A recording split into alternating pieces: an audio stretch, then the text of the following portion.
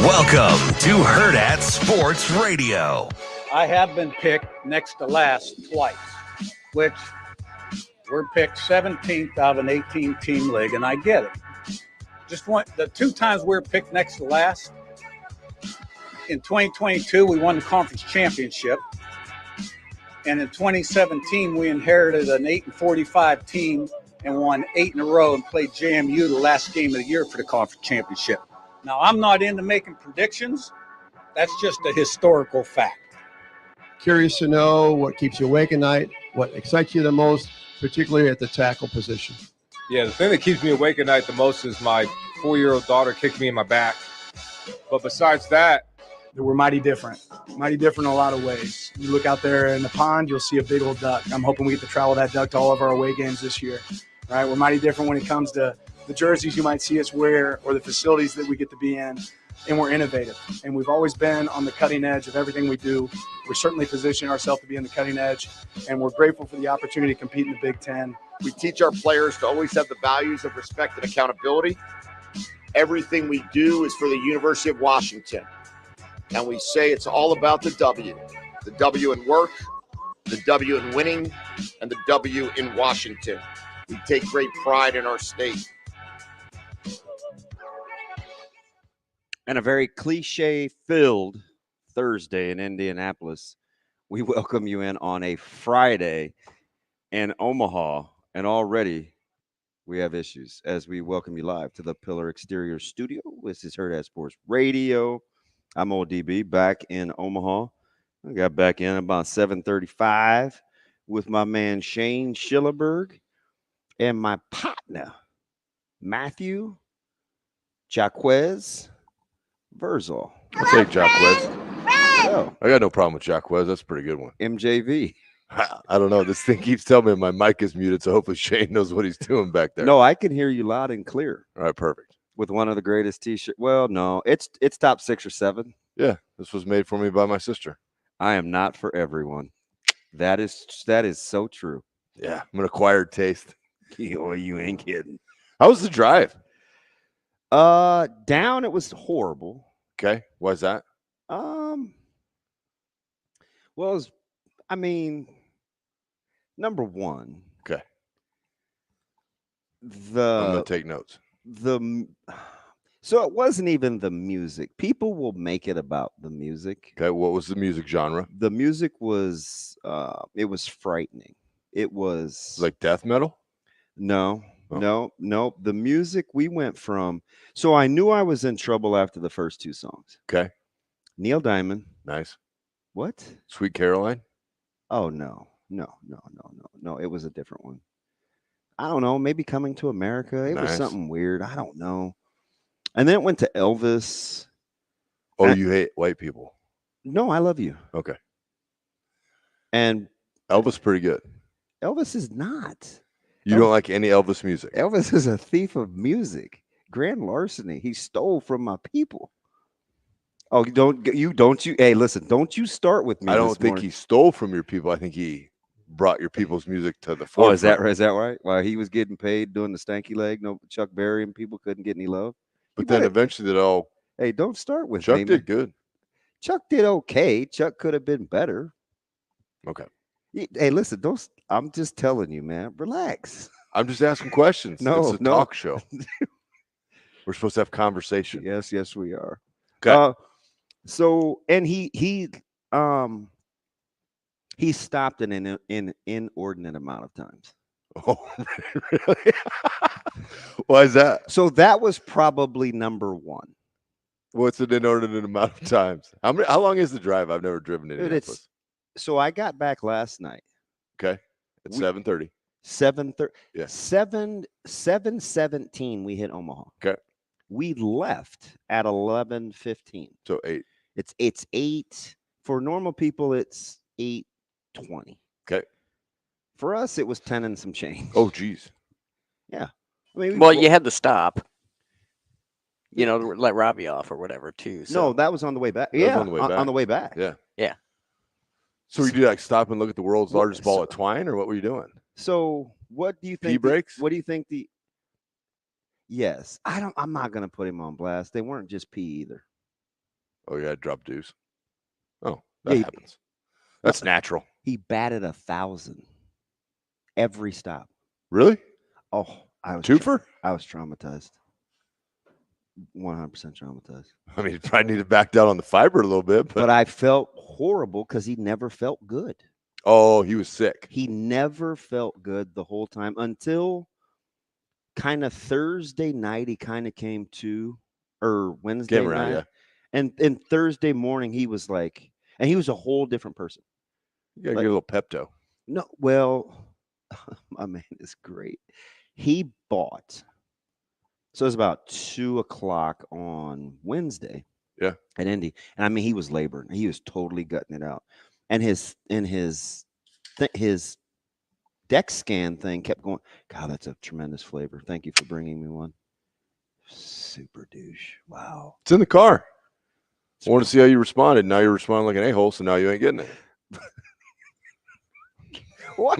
You're too old to be playing games. You just walk right into these Yeah, things. that's awesome. You just Good. walk right I into it. love the setup. Why would you leave it in the car? How do you know this isn't yours? Because I want to see how you react when I That's open my mine. favorite flavor, too. What I know flavor you're is it? What flavor is it, Damon? I can't read. It's too far away. It's watermelon. Yeah, it is. Delicious. And hydrating. God, I can't stand you. So okay, so we got it. So we dropped a lot of heaters, had to pee, guts all jammed up. Yep.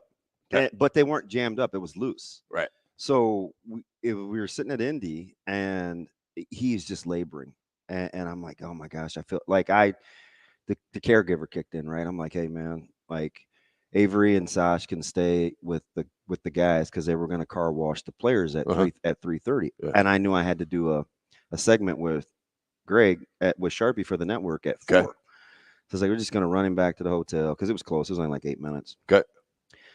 So the night before, he loaded up on snacks. I mean snacks, and I was like, I helped him bag them, and he's in a bad way.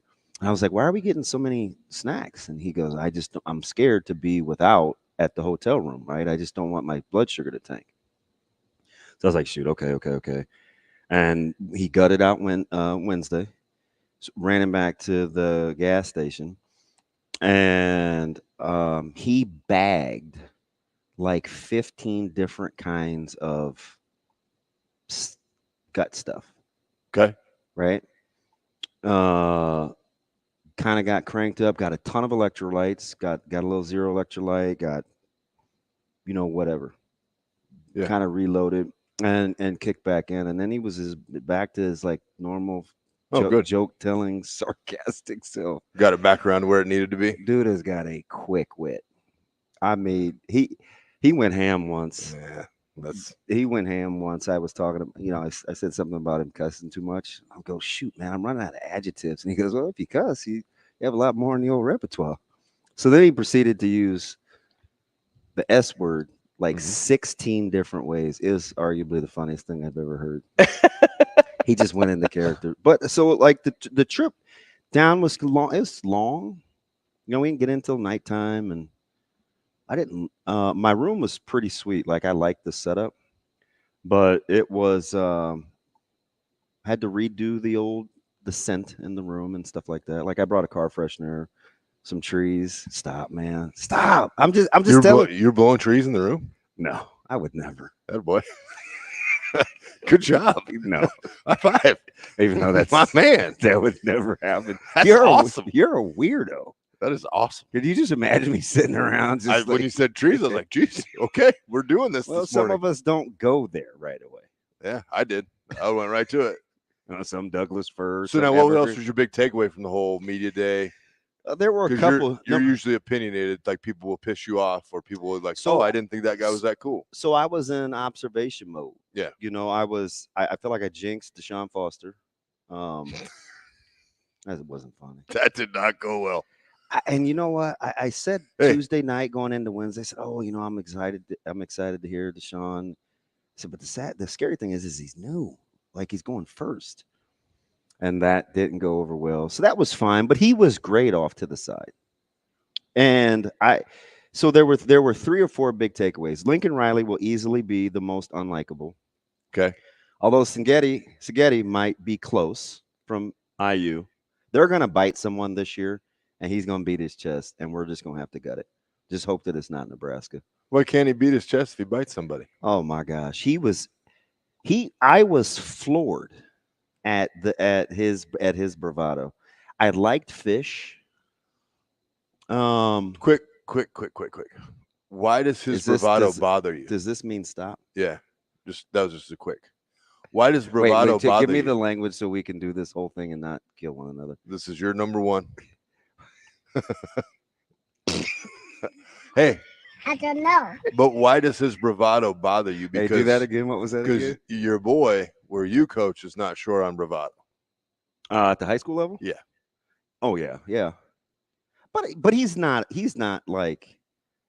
kicking down doors. Okay. Coach Lamanji? No. Coach would you rather have he him? Was closer to Coach Wisdom than he was. Okay. Coach would you rather have him come in and say, "I've got no statement, ask me questions"? No. Because you know what they do now? What's that? Coach will give a statement and then you can ask questions. Like in the introduction to the coaching staff, Shane, I'm getting a smidge of an echo. Me too. You give it's part of the deal. They'll say, "Hey, Coach Fish will give an opening statement, and then we'll be open for questions." Because somebody takes the podium to invite you. I just don't think being like you getting fired up at him. I'm not fired up. Let's keep it in perspective. I was a little taken aback at his because you look at him and you're thinking, nah. Who else? Lincoln Riley was he was different, a little moody, like temperamental. Okay. Very defensive. But he kind of explained it away as that's what you get when you're at SC. You ever seen is his wife good looking? I have no idea. Why do you ask? I feel disappointed for her. Why? He said, "Because we're coming and we're coming quick." Oh yeah. That's yeah, we may not make it out of the first segment. We've lobbed the bird on camera. And I was waiting for that one. It was not on camera. Low key racial. That's why I did it right there. Low key racial. Would you stop? I'm telling you, you're number one. No, you're not. Okay, so Lincoln Riley, I think we both know where we're headed with that one. I don't know how USC UCLA is going to go in the Big Ten. So I think Washington, Oregon have a much easier transition process into the 10. I would say SC and Oregon. You're not in on the Washington one? Not yet. Not yet. But they, in your world, they're built up. They have been built up front. A term you love is they're portable. Yeah, they have been built up front. Now we'll see just how portable. What else? I mean, for the most part, I think the conference, the coaches think that you got that flavor on purpose. I know you did. You're so childish. This is what I get every morning. Is it? Yeah, 2 of them. 2 for like $4 or $5. So if I do an energy drink, that is an energy brand. That is my drink of choice as well. No free sponsorships. I didn't say their name. I know. I was just looking out for you. Yeah, Shane, you can hear the echo, correct? It's all the way down, like it's on mute. Is it? Yeah. We've had that thing before, Shane, and then Sasha had to come in and hit a magic button. We'll get that figured out. She's got to be dead dog tired. Sasha? Oh, that's the first time. I told her last night. That's the first time I've ever been away from the studio and a setup went that smooth. You know, no technical issues. The equipment worked. She got us wired in like right away.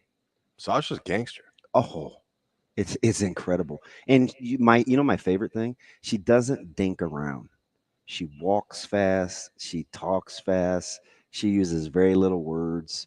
Like she got that bad boy set up. Although we were on the hunt for our credentials because they were left at the gate because we didn't get there for day one. So that turned into an escapade while she was setting up. She's like, she was like not wanting to babysit clearly. And so she's like, they're with such and such. I'll be setting up. So we like basically walked around Lucas Oil trying to find the right gate where our credentials were. So that was about the only The only glitch in the system?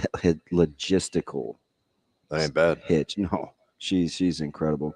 And Avery works her tail off. So, like, they were on this, like, scaffolding thing, just grabbing all this content while we're listening to the as long as our listeners can't hear it, I can gut it for right now. I know it's not the best, but so it was cool. Got back last night. I ate a ton. Not a boy. Well, I'm not eating while I'm driving. Not for the most part. What? Nah. Neither. You already know. Just I drove up to Mankato. I ate eggs and bacon on the way. Yeah, you're a monster. You are. Oh, I see. Did you miss me? I was kind of pissed at you. Why? So I noticed like nothing for like 3 days. Like messages to you? Yeah. Well, I knew when you were driving, I could fire some in there because we wouldn't respond when you're driving. Yeah. So is that why you were mad at me? No. No. I didn't realize I had to buy you a 5X shirt for you to feel comfortable. No, knock it off. Knock it off. I didn't realize that. I told you. I said that shirt fit me great. So no, it didn't. The one with your ugly mug. I will wear that. Give it to me. I will wear it. No, I laid it on my bed this morning. I thought about it. Should have wore it. I thought about it. I had this down to this one or the Damon Benning driving school. Yeah, I think I'm not for everyone. Fits it perfectly. Yeah, no, I love this shirt. I thought James Franklin was good. I think he likes his football team, and I think Coach Ferentz likes his football team. Ferentz probably likes that he's got a kicker now. Well, he had a great one a year ago. I know, but he's got the highest recruited kicker in the country. Yeah, it's the same death taxes and their special teams. So did you like when you did? I didn't watch any of it. Do you interview any of the kids? Like I know you interviewed the Nebraska kids, which I thought they did a nice job. Ty Robinson was very personable. Oh, they were. So this is interesting, and we can get into this next segment. But both the interior guys with Ben and Ty. Ben was super honest about his transition because I think people think he got to campus and like he was the anointed one, but it didn't go like that. That's when kind of the window was open for Justin Evans. Back then he was Justin Evans Jenkins. Now he's just Justin Evans. And, and I said, this was year one. I was like, keep an eye on this Justin Evans guy. Like because he kept getting reps with the top unit and Ben hadn't like cemented his deal as like taking over that spot. And he talked about how it took some time, the knuckles up, the pro technique, different schemes, it's pro schemes. Right. And how much different it was from being at Arizona State. He's like, yeah, basically I'm not going to throw ASU under the bus, but the rigor wasn't the same. Yeah. He's got to lift in you the got summer. A big ASU listening base? Is that a respect? Like throw them in the sewer. They weren't working hard. Like this is not. I doubt the Arizona State crew is going to call him. These guys are jerks. That is not my style. It's not. I mean, keep it moving. Different strokes for different folks. Until Nebraska starts winning, I'm not saying anything. That truth. That's a great point there. Right? I mean, we haven't. But I did. And my other takeaway was how confident I think Coach Rule is. He's like speaking outwardly about how he feels, and he's left himself very little wiggle room. He hasn't attached a number to it, but he has said, "Hey, bowl game." He has said, "I think we're going to be very good." He has said, "I think we're a team that folks are going to have to deal with." Like he said some stuff where he, when you have a track record in something, I can appreciate. Like when you've gone through it and you've done it and what the progress looks like, and you start to see the markers as you're doing it again. Okay. Yeah, I know what this means. I do love his frame of reference because he's got a great one. He knows what it takes. For sure. When you have a situation too where you lose a coach month out from camp. Yeah. And his right-hand man. And no panic. Yeah. Like players didn't come out and say, "This is ridiculous. They're railroading my coach." It's like, hey, what's done is done. We're gonna meet the new guy. We're gonna talk to him. We're gonna see what happens. We're gonna go from there. Yeah.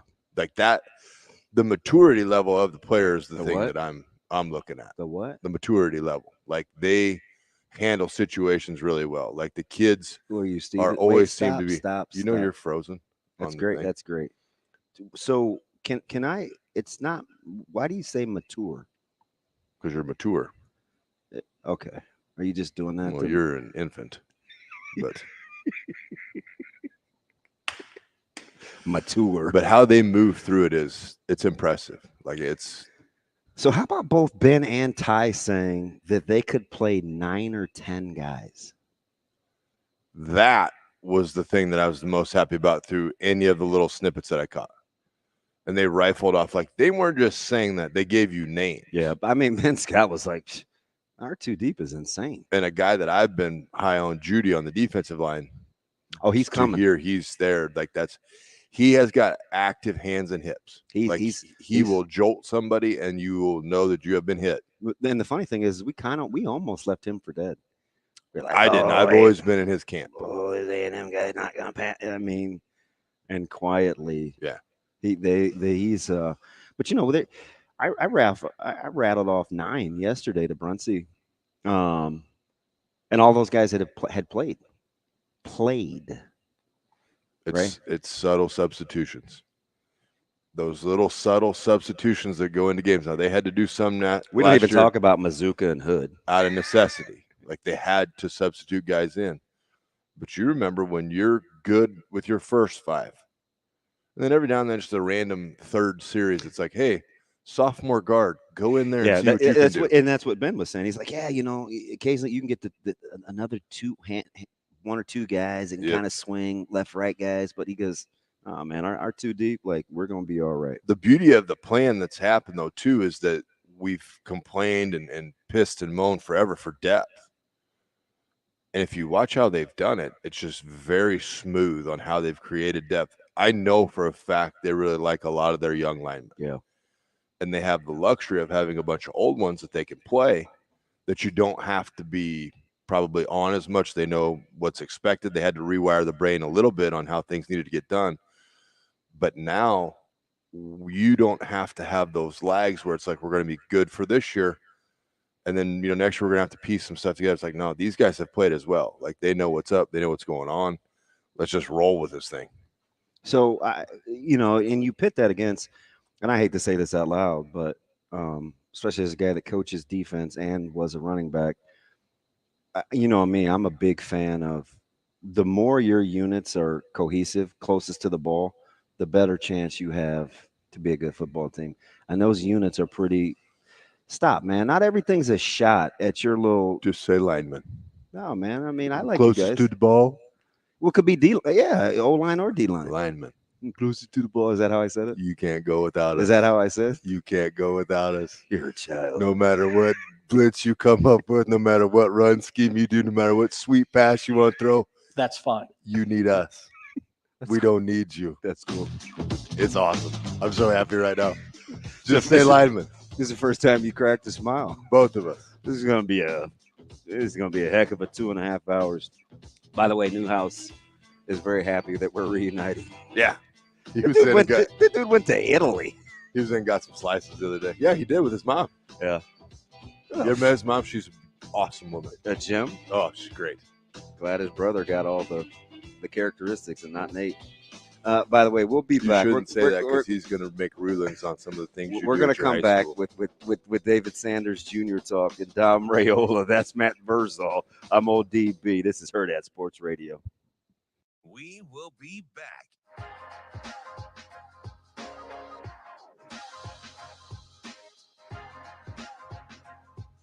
Is muted. Shane, this is really pissing me off, and this happened to us before, and there was some hidden button behind the button. Is that?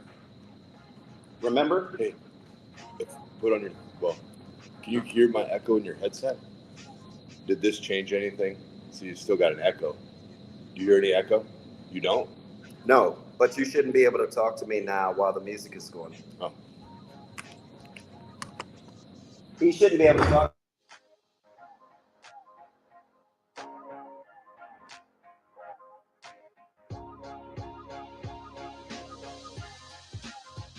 We will be back.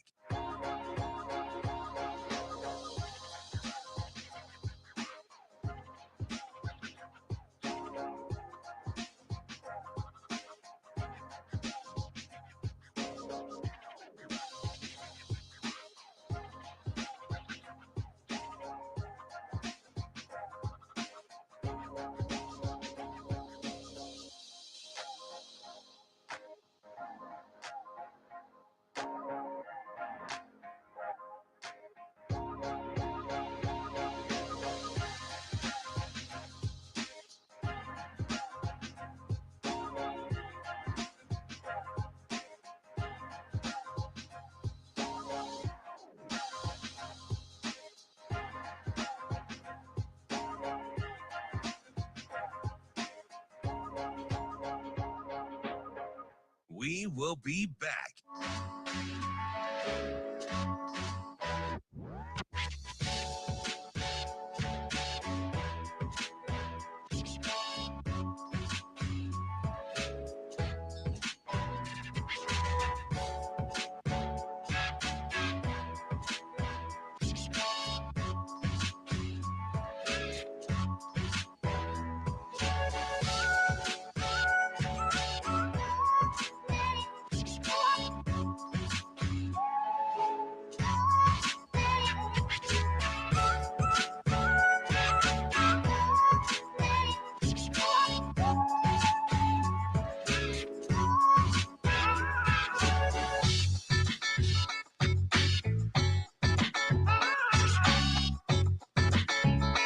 We will be back.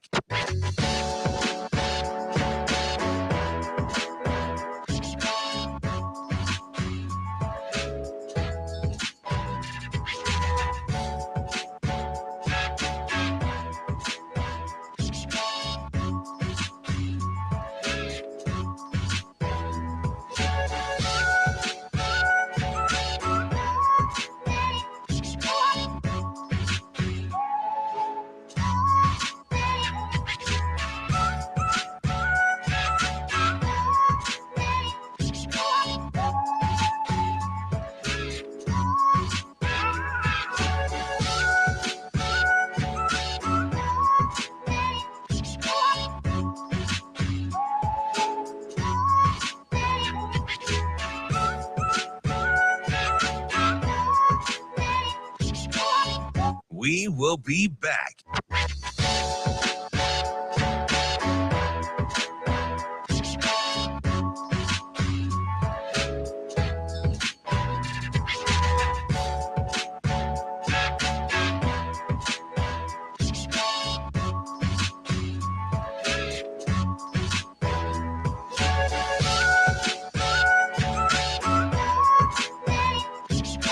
We will be back.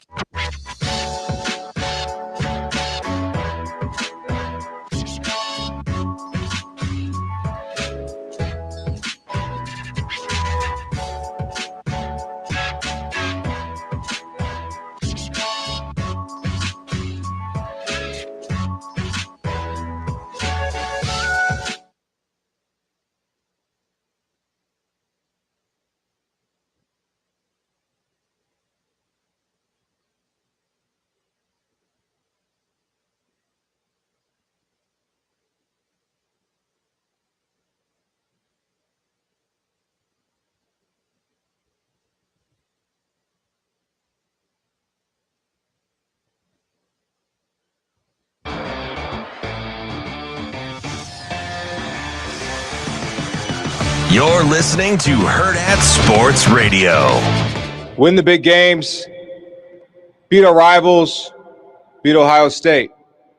Win the Big Ten, go to college football playoff and win it. For us, that's something we strive to do. Tough, smart, dependable, relentless, enthusiastic, and together is how I describe our team. We're going to do everything we can to strive for perfection.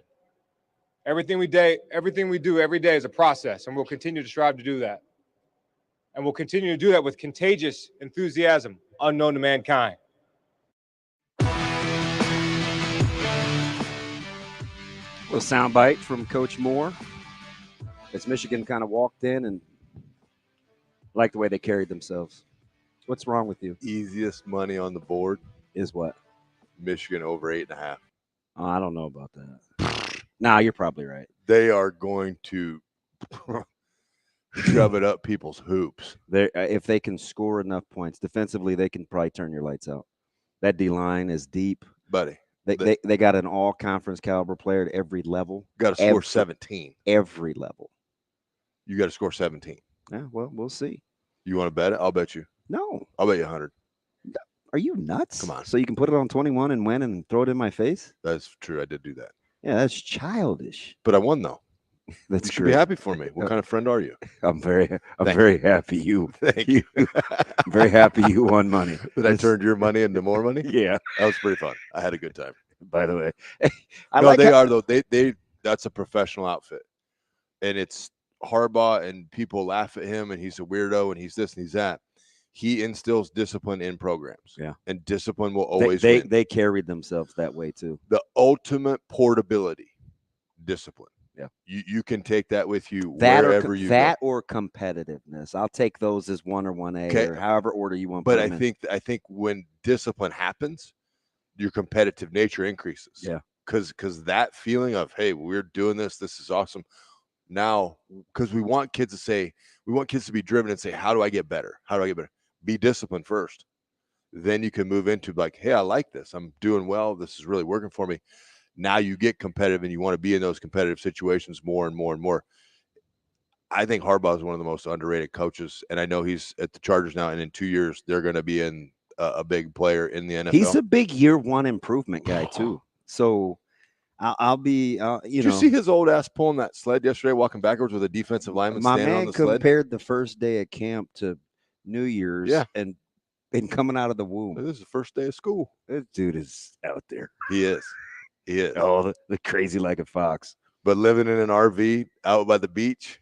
Dude, I would do that. We saw some sweet ones on the interstate. Did you? Yes. I would. So the DB mobile. Man, if somebody would drive that bad boy, I would be all in. You are not driving. Woo. You ain't driving that. I did drive the Wagoneer though. JC could drive that. I don't know. Yeah.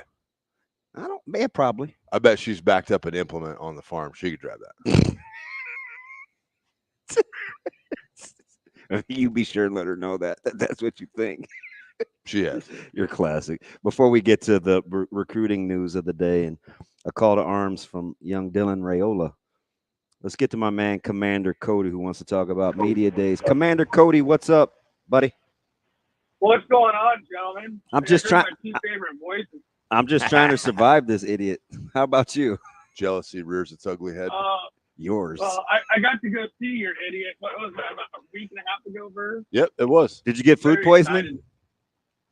No, I had the best pizza of my life. Thank you. Yeah, it's you and Zoe. Take it back. That was mean spirited. I'm sorry. I'm so sorry, Matt. Rude, hey, kinda. I am going to be rude after I say one really nice comment. Okay, go ahead. I was very blown away by row the boat. Yeah.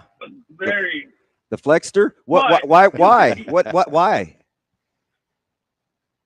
The way he carried himself, the way he opened up about a little bit of everything. It wasn't very. Normally he's very blunt and very in your face. I thought he was very open, and I just really liked that about him. Yeah. That makes sense. He was the first one in the building yesterday, and he carries himself like a guy that is very secure. I don't mind Fleck also, at all. That baby blue blazer. Yeah.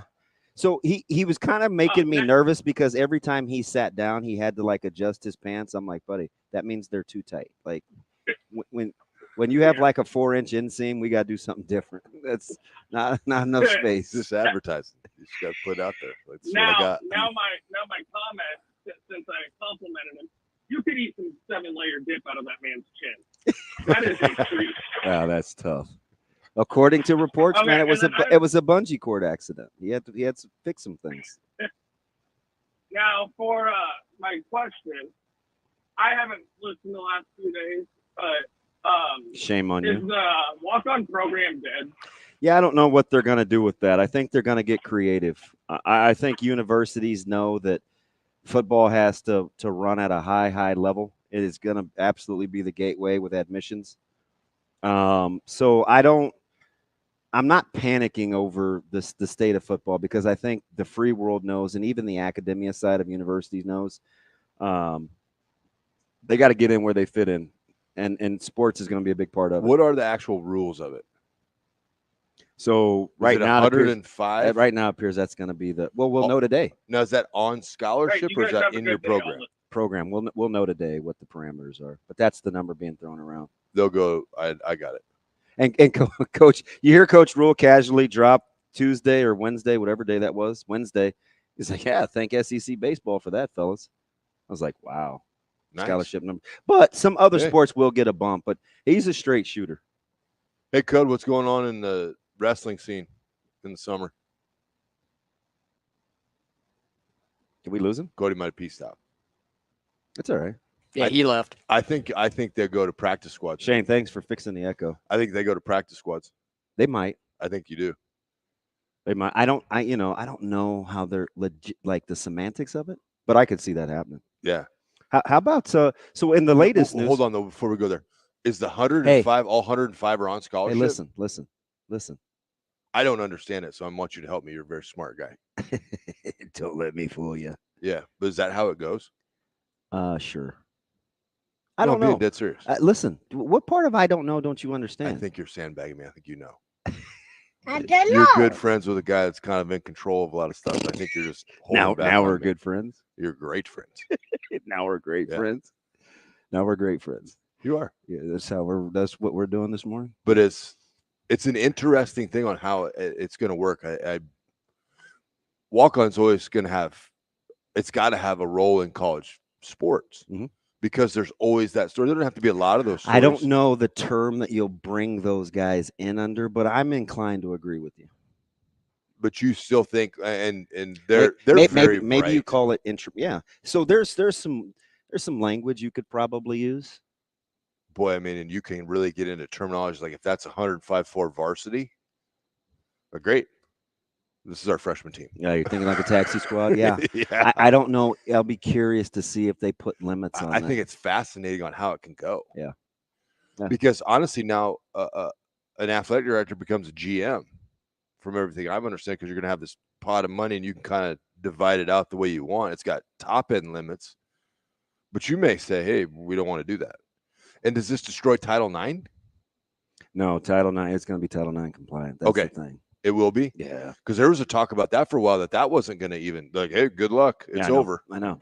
It's going to be fascinating to watch in full once I get the hard, fast rules. Now, who do you think they're going to have somebody in there that they'll have to handle this? Like, I know they have the CEO of the outfit. I don't remember his name. I met him, but. You talking about Patton? Yeah. Is this going to be on his plate? Like he's going to be I don't know how they'll divvy it up. Man, this is. I try not crazy. to. Contrary to popular belief, I try not to take advantage of the relationship and establish boundaries. Yeah, fair. Okay. Can we? You're mature. Stop saying that. It's not even the word. What's the word? It's mature. How do you know? I think it's mature. Said that all my life. Yeah. To this day. I understand. You and Steve Sipple. So you don't mind when I say organization? Yeah, you say a lot of things. I mean, I'm used to it. I work with a guy every day that changes the way that words are pronounced. Wow. But he's going bald. You know how DGB stands for don't go bald, according to Clinton. Sip don't mealy mouth me. Sip is slowly but surely wanting to go bald. He shaved that whole thing down. He had like good. 4 hairs for like 30 years. He looked good. You ain't lying to nobody. Let it go. Yeah. Like Frozen? You watch kids movies? Listen, my like red shirt sophomore year, I looked in the mirror, I was like, we're just delaying the inevitable. Like, let's just do this. Get her going. Yeah, there's no need to fake this. Now, I think this time. Although I can go to Turkey for $2,500, I get full head hair. I heard it hurts, though. Don't do it. Well, of course it's going to hurt. They're jamming other hair follicles into your scalp. Yeah, pass. You wait when I'm like 60, I got a full head of hair. I'm going to wait for you to be quiet so I can say when we come back, we're going to talk recruiting with David Sanders. Can we do that? We are? So we make it through the break. Shane, make sure you turn off the mics. This could get not hectic. On my sheet. We'll be back. We will be back.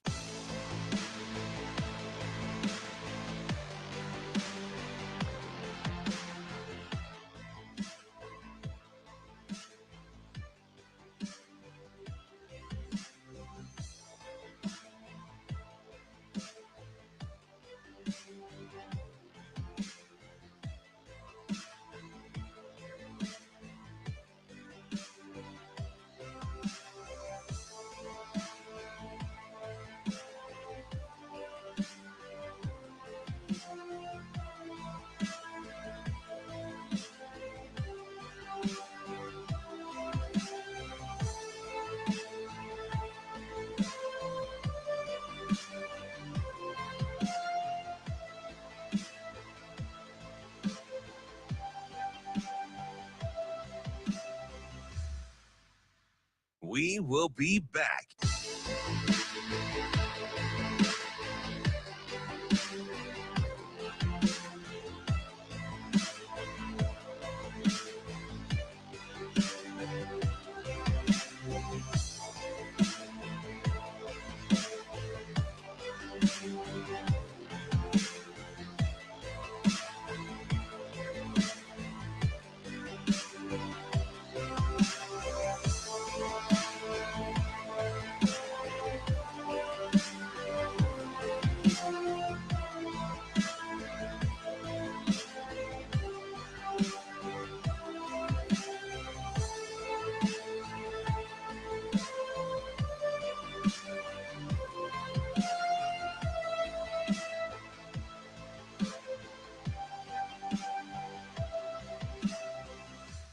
We will be back.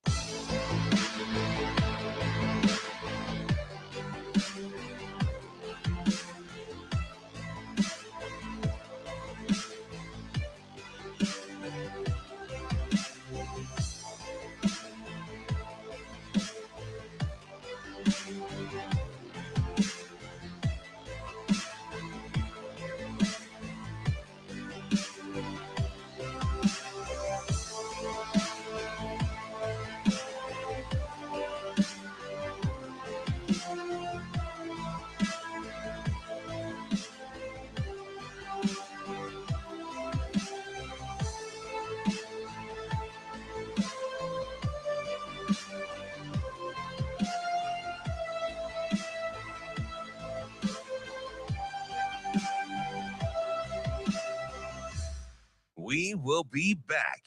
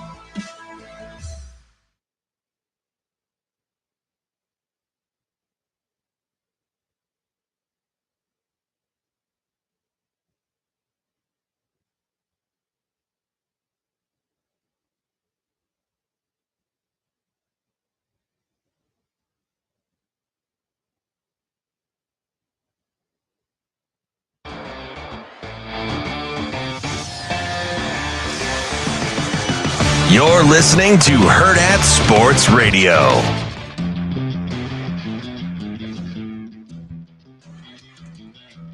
We welcome you back in to the Pillars Exterior X-Studio. That's what they should just shorten. X-Studio. Nailed it. Thank you. I appreciate that. I come by it honestly. That's my man Matthew Jaquez Vrzal filling in for my man L3 Ravi Lulla, who is partying his brains out in Chi-Town. Partying? Probably. Oh, yeah. I called him last night to get some clarification on the Dexcom and some. On what? The thing that reads that lets him know his blood sugar levels. Oh, got it. And he was living his best life. So he just went to Chicago to party? So it's his anniversary. Got it. So dropped him off in Champaign because his boy Evan is there, who, by the way, was a good dude. He had the old school, you know how you do that dumb mustache, and you guys argued over whether the proper term was, and you terrified Andrew that day. Yeah. His is just a shorty, and he was draped in Illinois gear. I was like, I think I'm gonna like Evan. He's what? If you're a white dude, you want a wide mustache. You do not want a small. It was little. It was little. No. He looked good. No, you don't want that.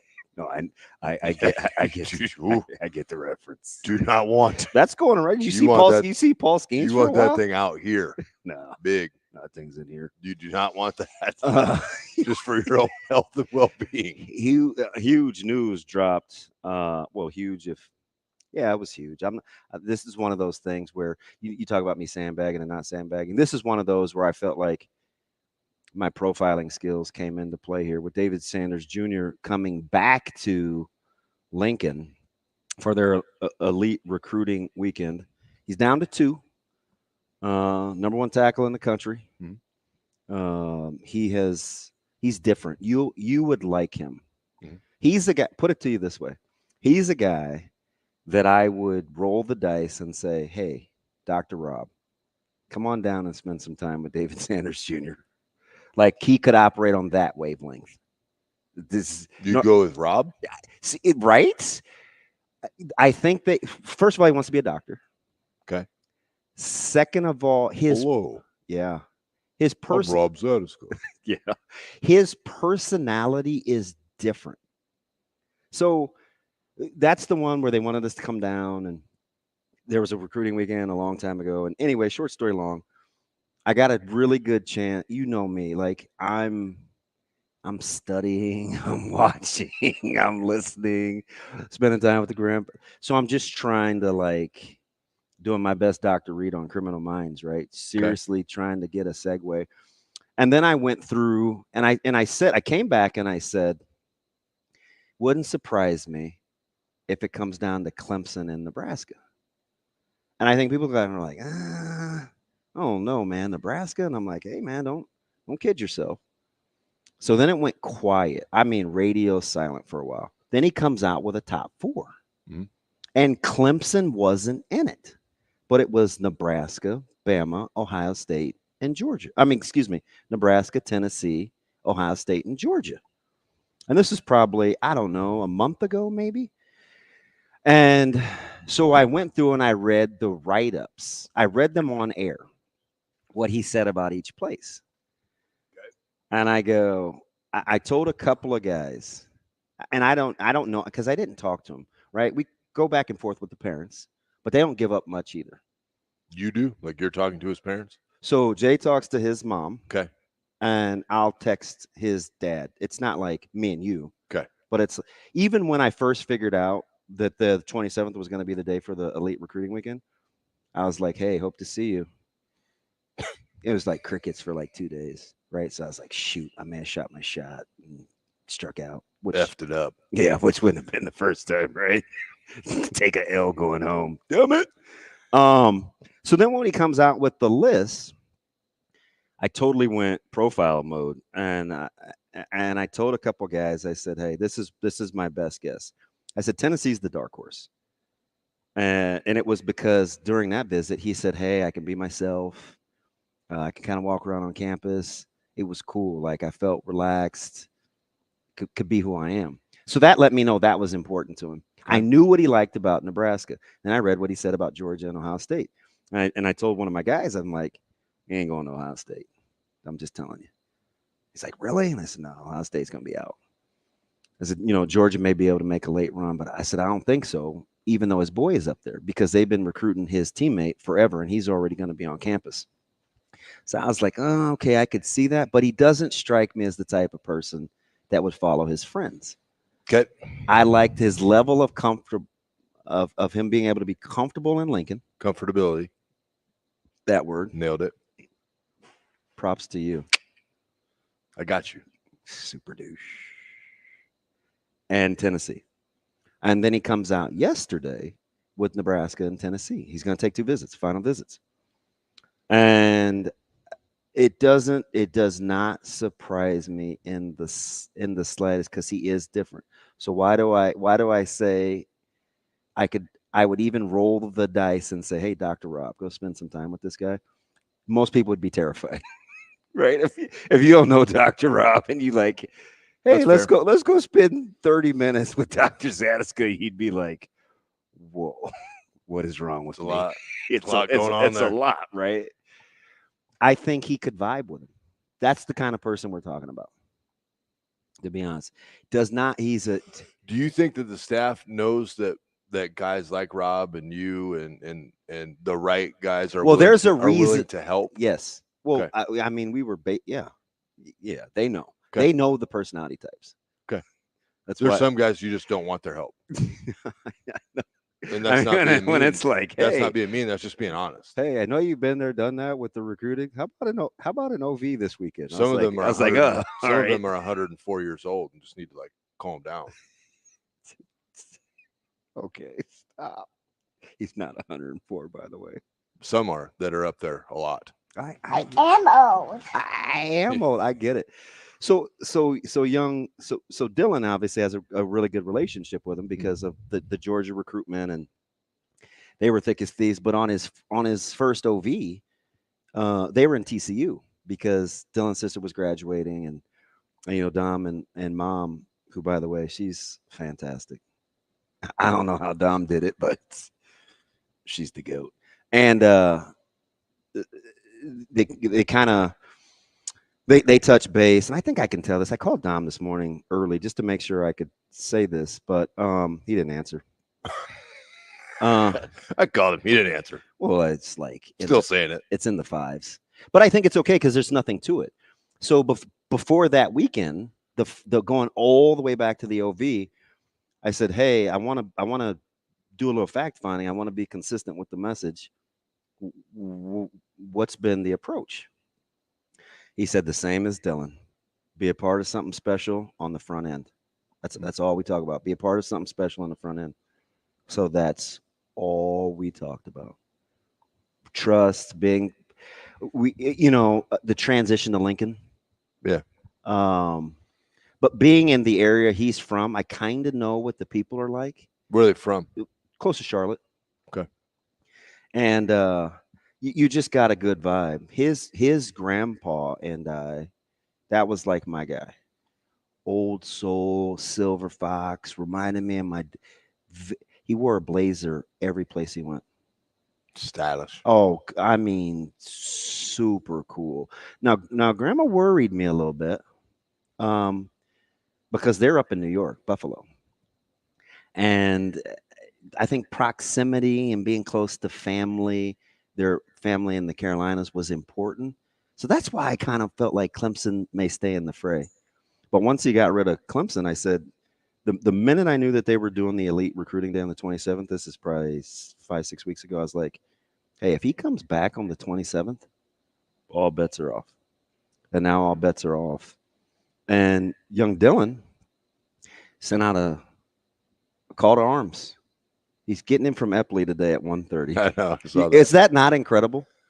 Where you're like, hey, how many people do you think show up in Lincoln for a brief get a sight of, not even a meet and greet, to welcome the top recruit in the country? From what you said, though, is that what he wants? So like that's going to be interesting. Yeah. Because I don't know if he's about the fanfare, but I do trust Dylan's judgment. Because he would know. He would know. And I, of course, I asked Caleb because they hit it. I mean, that was a good time. You talk about like-minded. Jeez, couple of nerds. But I think it will be okay. But they're not. Hopefully, it's just kind of we'll see. This is cool, and then they get down to trying to close this thing out because Tennessee goes last. So he's gonna do both. So this will be a quickie. What's the number one rule of TO though? Do you remember that? When we were freshmen, and then we had that little meeting every year. Being a representative of the state.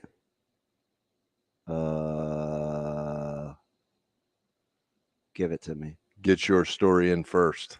Yeah. Oh, yeah. If you ever get, he said it. Yeah, that's so. True. I don't think. So you like Nebraska being able to? I don't think going last. I think you have to set a very high benchmark.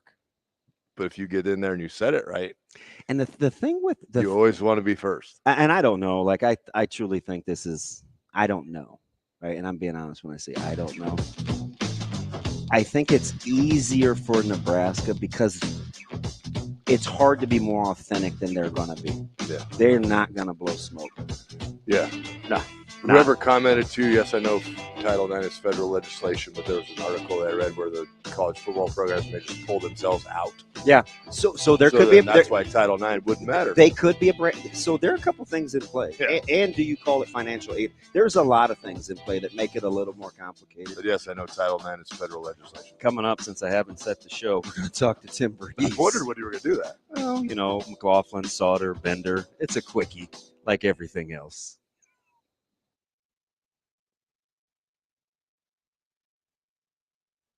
We will be back.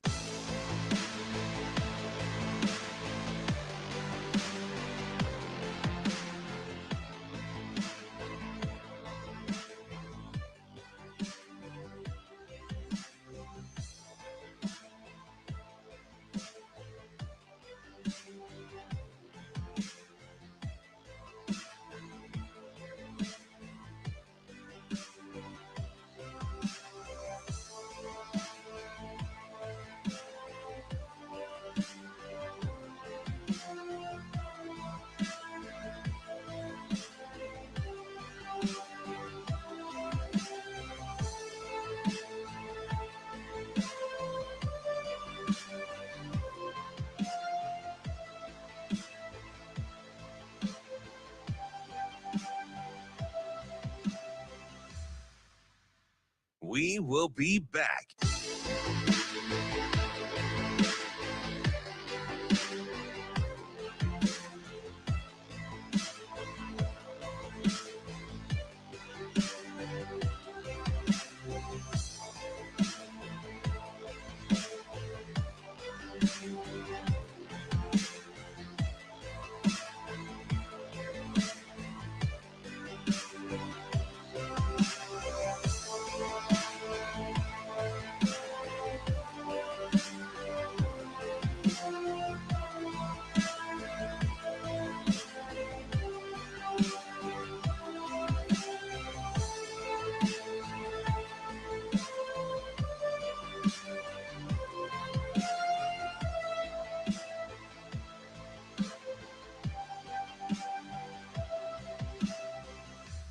We will be back.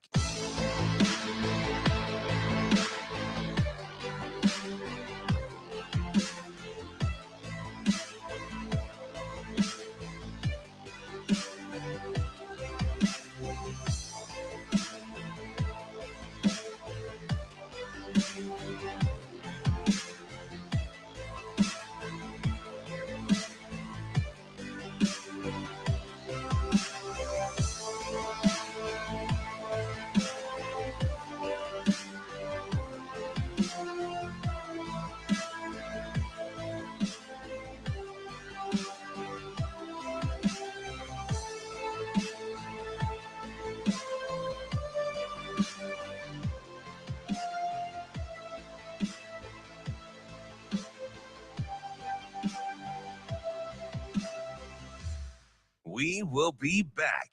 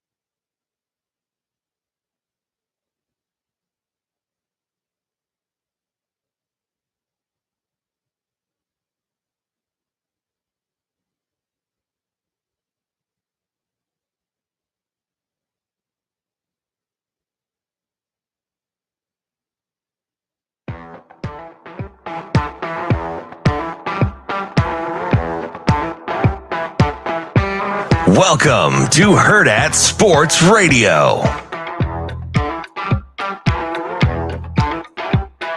This is Hurrdat Sports Radio, live from the Pillar Exterior Studio stage. We are live on AM 590, ESPN Tri-Cities, home of Matt Vrzal.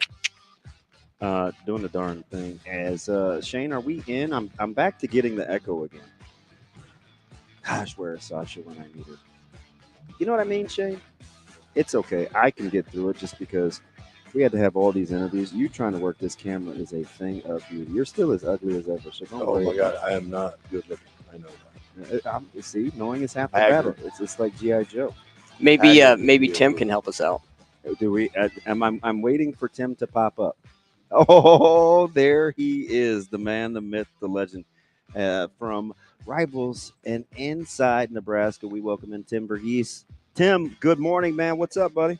Good morning. Not too much. Just prepping for this weekend. Yeah, you're drinking through a fire hose, right? I mean, a huge weekend. Nebraska has dubbed it their elite recruiting weekend, right on the heels of camp opening. And I mean, get right to it. We'll start with the biggest of a lot of big fish.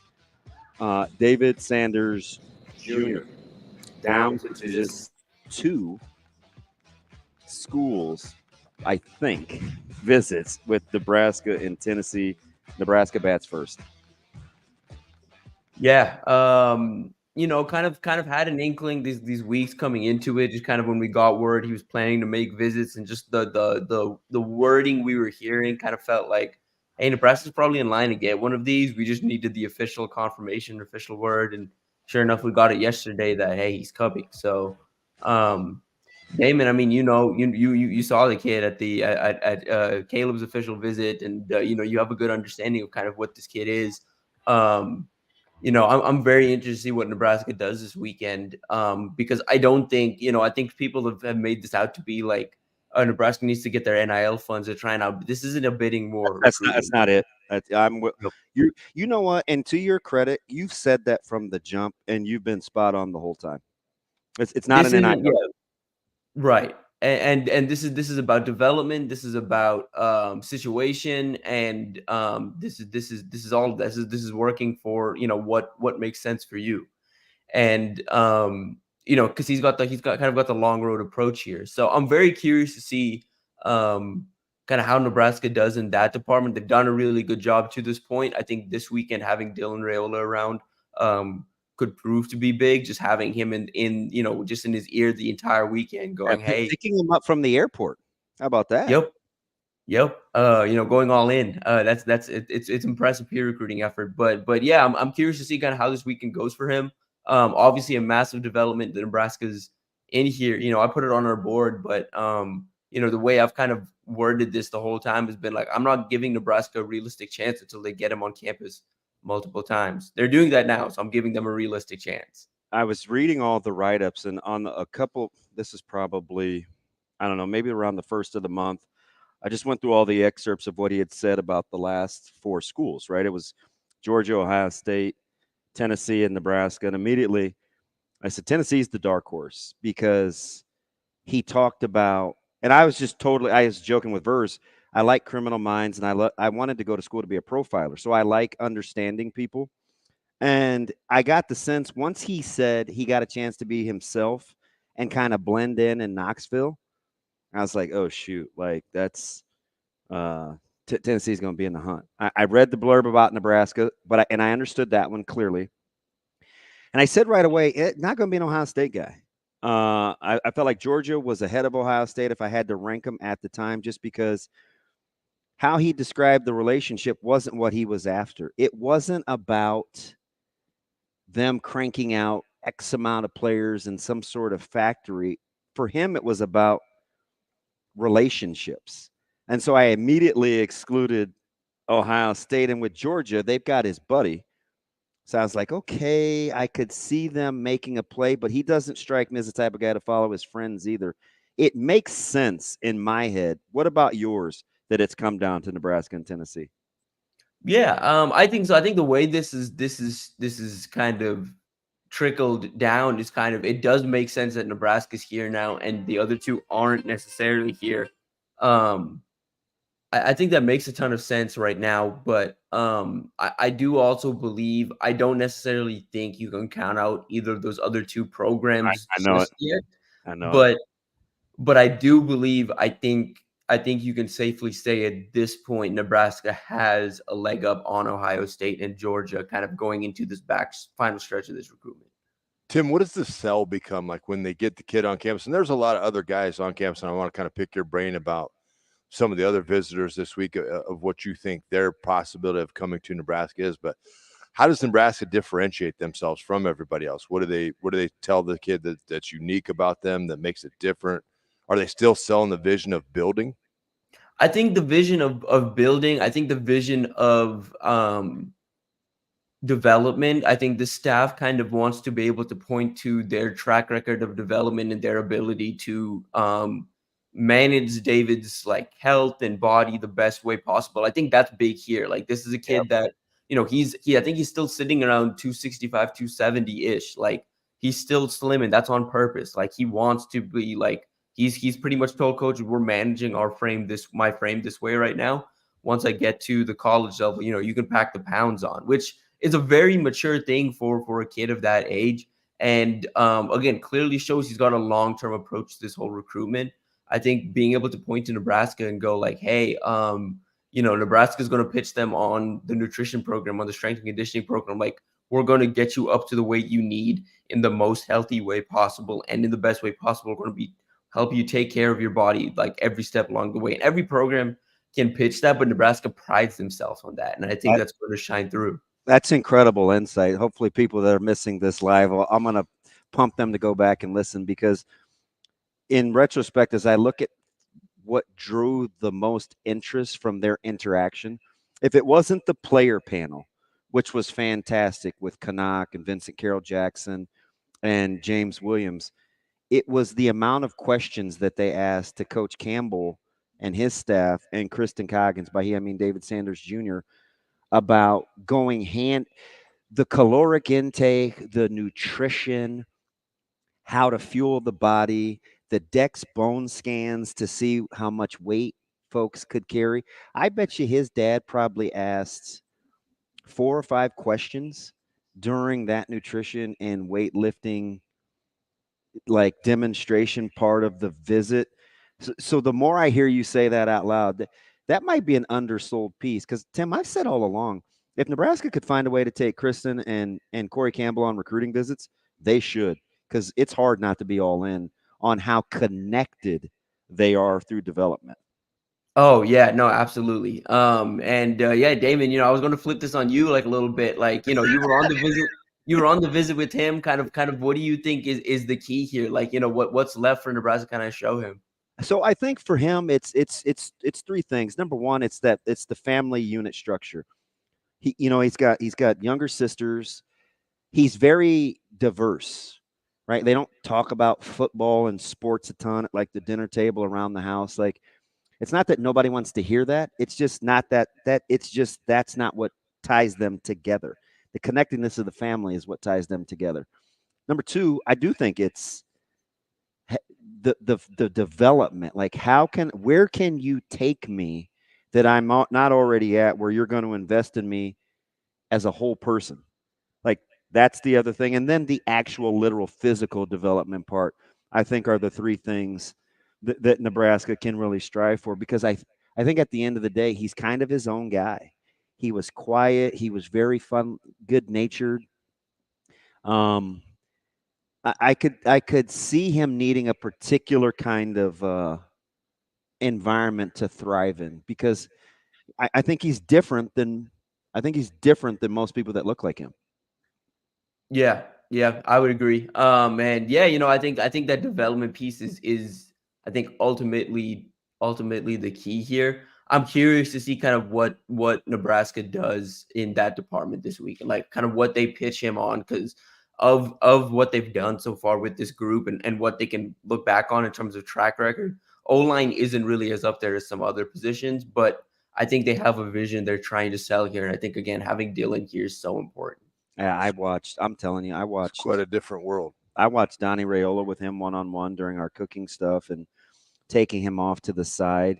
And I think to watch Donnie's wife and the kids, she was kind of like this great nanny with the support staff, and all the kids were together. It was almost like breaking bread together. There was like this aha moment. Then I watched he and Donnie talk, and I text Dom immediately, Donnie's brother, obviously, and I said, his ability to just talk to people one-on-one is incredible. Like, I was captivated. I was totally eavesdropping. He knew I'm staring him right in his face, but I'm like listening, and I'm like, this is incredible, because nobody ever gets to see that side of his personality. But when you watch that offensive line work and talk, and Ben Scott alluded to it in Indy, that is one cohesive, well-led group. What they produce is what they produce on the field, but you can't knock the chemistry and the connectedness that they have as a unit. Yeah, no doubt. And like I think especially, you're starting to see that, pop up on the recruiting trail. Like obviously being in this recruitment, being in the U2 recruitment, like where you're seeing like, hey, this guy knows his stuff. This guy's really personable and he brings together like a unit. Like again, talking to recruits, like that was one thing that did continue to pop up for them when they stopped through Nebraska and saw players interact. Like, they felt the whole group was close, but they were especially like, you can't tell which offensive lineman is a senior and which one's a freshman. Like they all kind of move together as one cohesive unit. Like you said, like there's no age discrimination. There's no like, oh, you're a freshman, you got to pick up for the seniors. There's none of that in that room. So of the other guys coming in, I mean, there's other positions that are needs. There's a lot of guys in. Who do you think Nebraska has the best chance maybe to get a silent commitment or full-blown commitment from this week? I think there's a couple 2026s you could keep an eye on, but I think in 2025, I'd have a close eye on Oregon commit Isaiah Mosey coming back into town. Just off the heels of his dad being there helps, right? Yep. I was going to say, just off the heels, obviously, of his dad, on staff now, him coming back to campus. Is notable. He's visited Nebraska more than any other school in his recruitment thus far, I believe. I think Missouri's probably close, but I think it is Nebraska at this point. And Nebraska kind of going all in here. We kind of got word this month too, kind of on the NIL side of things. They're a little more competitive with Oregon now. And having dad on staff helps. I think they're going to pitch, hey, proximity to home, like path to playing time is a little easier here than it is at Oregon. That being said, nothing's going to be handed to you here, but Oregon's got 4 wide receiver commits and they're after a couple more this cycle. They've already got a pretty deep room. Like Nebraska's got 2 guys at the top right now, but behind that it's kind of open. And those 2 guys are transfers that are probably gone after a year or 2 anyway. So you've kind of got a path here to come in and contribute. And I think that pitch is being heard. So I keep a close eye on him. And then looking ahead to 26, I think the in-state, I think a safe bet is, I think that first 26 commit's going to come from someone in-state. I think Isaac Jensen's a good candidate to keep an eye on. I think Jace Reynolds out of Elkhorn North's a good candidate to keep an eye on. Both of those have Nebraska offers. Both of them kind of raised Nebraska, following the program. So I'd keep an eye on those 3 names this weekend. So you're one of the guys that has a really good pulse on Michael Terry. You and I joke. He's a very interesting personality. Late to social media, didn't have a phone till later on in the high school game. A little naive, and green with what's happened with the recruiting, and all of a sudden, it was quiet for a while. That ship was ready to sail, and then, hey, I've got 3 visits coming. By the way, Nebraska's one of them. What's the latest on MT3? Yeah, this one shifted a lot. I think I pretty much wrote Nebraska out of it like a week ago because the latest I heard was, hey, this is coming down to Texas and Oregon. He wants to make these last 2 visits and then call it a decision. Nebraska worked relentlessly over this last week to kind of get back in that picture. I think Tuesday or Wednesday they had a phone call that kind of sealed the deal of like, okay, we're going to make another visit to Nebraska, but I think just kind of continuing to pitch him on, hey, we've wanted you the longest. Texas and us have been in this offer picture for pretty much the same amount of time, but Texas didn't make you a priority till January. We wanted you, since we offered you. We've made you a priority for as long as we've known you. And so I think Nebraska's pitching that and just being like the consistency of that relationship. And I think they're kicking the tires again on the development side of things as well.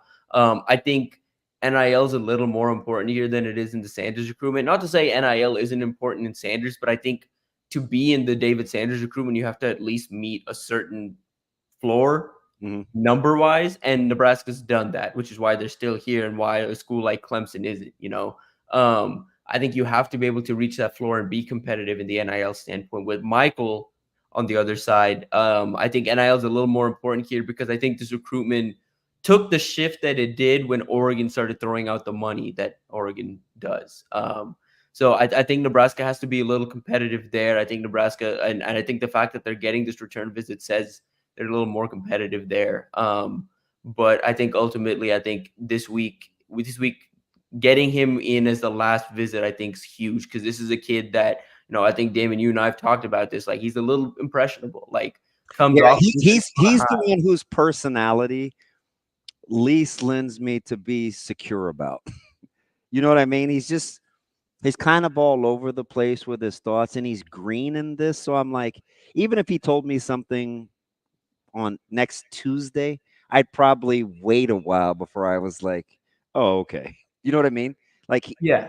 Whatever intel I put out. He's a total wild card. Right. Yeah. Whatever intel I put out next week about like how the visit goes or how the stretch of visit goes, it could be completely different a week later. Like, I very much believe, like, I mean, hell, I just said it like a week ago, just talking to people close to him and him himself. Like, I was like, okay, Nebraska's out of this. And now Nebraska's right back in it because, just some conversation. So I think them getting the last visit really helps, because I'd expect a decision relatively soon after these final stretch of visits are done. And I think Nebraska is able to make the best last impression. I think that could go a long way. It's an interesting situation because you can really open this up to a bunch of things. It's like, well, we were out. Maybe that NIL number changed, and now we're back in. But the question to me is, do you want to play that game? Yeah, that's what I was going to say. Like, NIL. That's what I was going to say. Here's how you lever Nebraska. You tell them that somebody else is giving you 100 G's more, and they'll come back with 2. Rule is just not going to play that game, man. I just it's can't just such see a him. Crazy world. I just can't see him doing that. You have unarmed people trying to negotiate things, and they're just throwing numbers out and waiting for people to call bluffs. Yeah, I mean, that's the craziest part of all of this is, like, I think for established guys that have been doing this as long, like, so someone like David Sanders has been doing it as long as he has, that has good advisors in his corner and has like an understanding of this whole process. They know the market that's set for them. And for them, again, like, this isn't an NIL, like, they're just looking for, as long as you're competitive in this department and you can sell us on every other thing, we'll be okay. Like, as long as you can sell us on that as long as you have meet us in the floor money wise, we can keep having a conversation. With someone like Terry, though, I think again, being so green to this process, what I've been able to gather here is basically and you think about the contenders that have really risen in the last few months. It's been Texas A&M, it's been Oregon. Like, Nebraska and Texas have been there. Oregon and A&M have risen. And what are Oregon and A&M like? What do they do well on the trail? They do NIL well on the trail. And so I think that's what this recruitment is somewhat turned into, is because he is so green and because a school like Oregon is now involved and they are so aggressive and they want him so badly, you wonder if you get yourself into a bidding war situation here. And I think if that happens, or Texas won't pull themselves out, but I think Nebraska, if it gets to the point where it's like they're the only thing they're really looking for is more money, I think Nebraska is going to quietly like kind of buy out of this and be like, we'll circle back later down the line. But if this isn't working out right now. Spot on. Hey, Tim, how many kids do you see now when you talk to them about how they're handling this that have hired advisors? Or is it still a lot of people trying to do it in-house with mom and dad or an uncle? Or are they actually out like doing it with a company? I think a lot do it in-house, but I think the very top end, like the top 200 to 250 recruits, and then a handful of others, especially in these hotspot recruiting areas where, like in South Florida, everyone has some type of advisor because so many people have gone through that process. Houston's the exact same way. I mean, there's a bunch of characters in Houston you need to kind of know to know recruitments down in Houston, just because there are individuals that pretty much manage a bunch of different recruitments. So you have to have relationships down there to be able to even, one, get into some recruitments, but then on my end, obviously, understand what's going on in some recruitments. You have to have some of these relationships. And then I think the same thing in Dallas, same thing in St. Louis.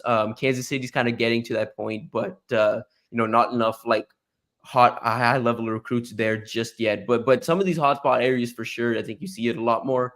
But individually and for some people, it's as simple as like, oh, my uncle was recruited to play track, like to run track, or my uncle was recruited for not necessarily football, and they're like, he's giving me advice in this process. And it's like, it's not a one-to-one situation. Yeah. Like, recruiting is a lot different now than it was 10 years ago in a non-revenue making sport. Like, Well, I was a golfer 40 years ago. Yeah. I got it. How do you guys, like, Tim, why did you think in just a year and a half, Nebraska's got it to where they can use the portal and kind of NIL as a plug and patch holes versus building the roster? I think you can look at the roster and see they can use the portal and NIL exactly how Coach Rule described. Maybe to fill a hole or two, but it's not the end all be all. He did that in just a little amount of time. I think the speed they've done it is impressive. I think them doing it is not super surprising because this is how you build like something that is sustainable. Like in this day and age, the way you build it is strong culture paired with all of this. Like they don't hide from NIL or the transfer portal the way other programs do, but they still maintain that like, hey, we want our guys in this building and we want our guys in this building and we want, like guys that believe in this vision and guys that, are 100% bought in. And they're getting that because of culture, and they're getting that because of, just relationships they've built. I think they do a really good job. And I think you're going to see that pop up in November or, down the line this season. They do a really good job of maintaining relationships with guys you don't even think of. Like, I think down the line this season, you're going to see, hey, Nebraska starts to string some wins together. Why are they suddenly in it with this name? Why are they suddenly in it with this name? It's because behind the scenes, they do a really good job of communicating to the point that like once players start to see results and recruits start to see results, I think you're going to see recruiting figure itself out real fast because they have so much everything else checked out. Like they've got, like you said, like NILs, like they meet the floor there. So it's like, that's not something they need to necessarily worry about because for the most part with them, it's like, we're going to sell you on everything else first. And then if it comes down to it, we'll be competitive on the NIL side of things. Don't worry about that. But we want to sell you on everything else this place has to offer.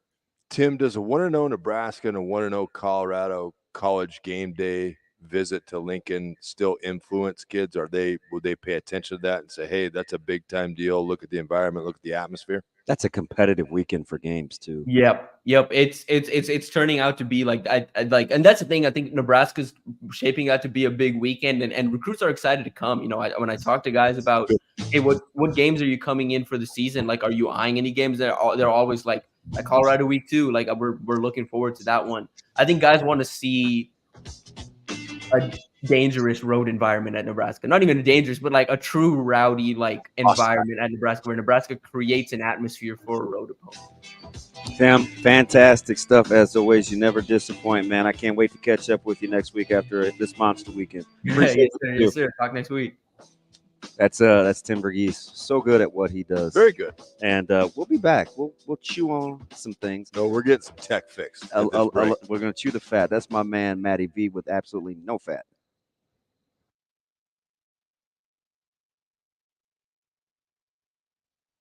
We will be back.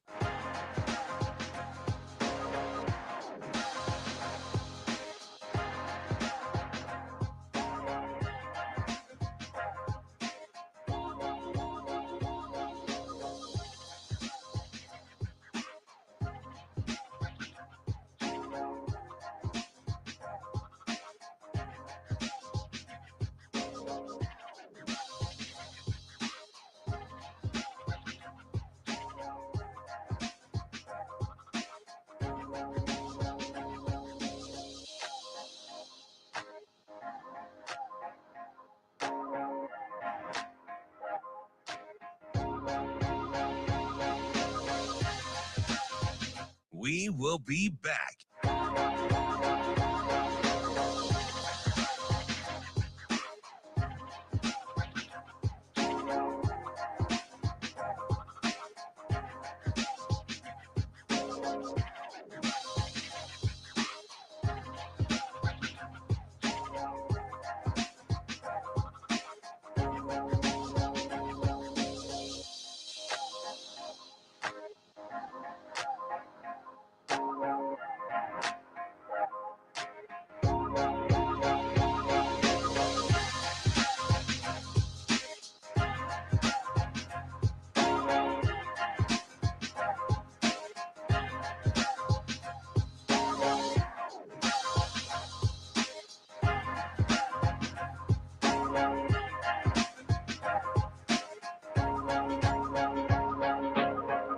We will be back.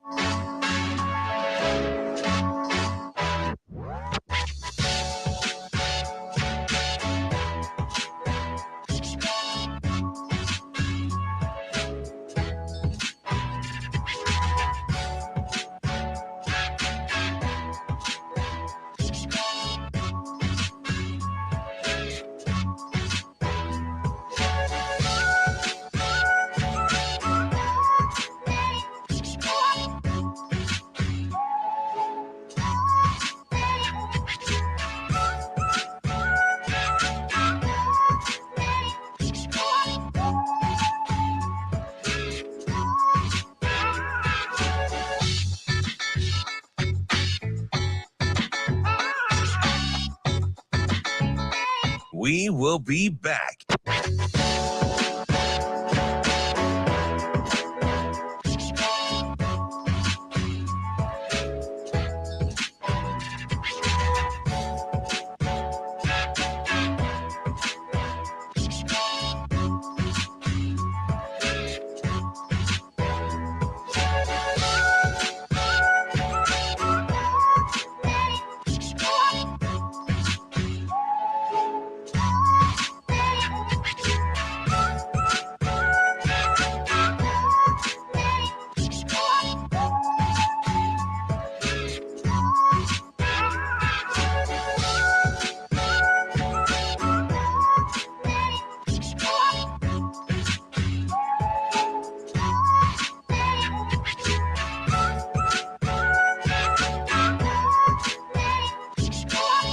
We will be back.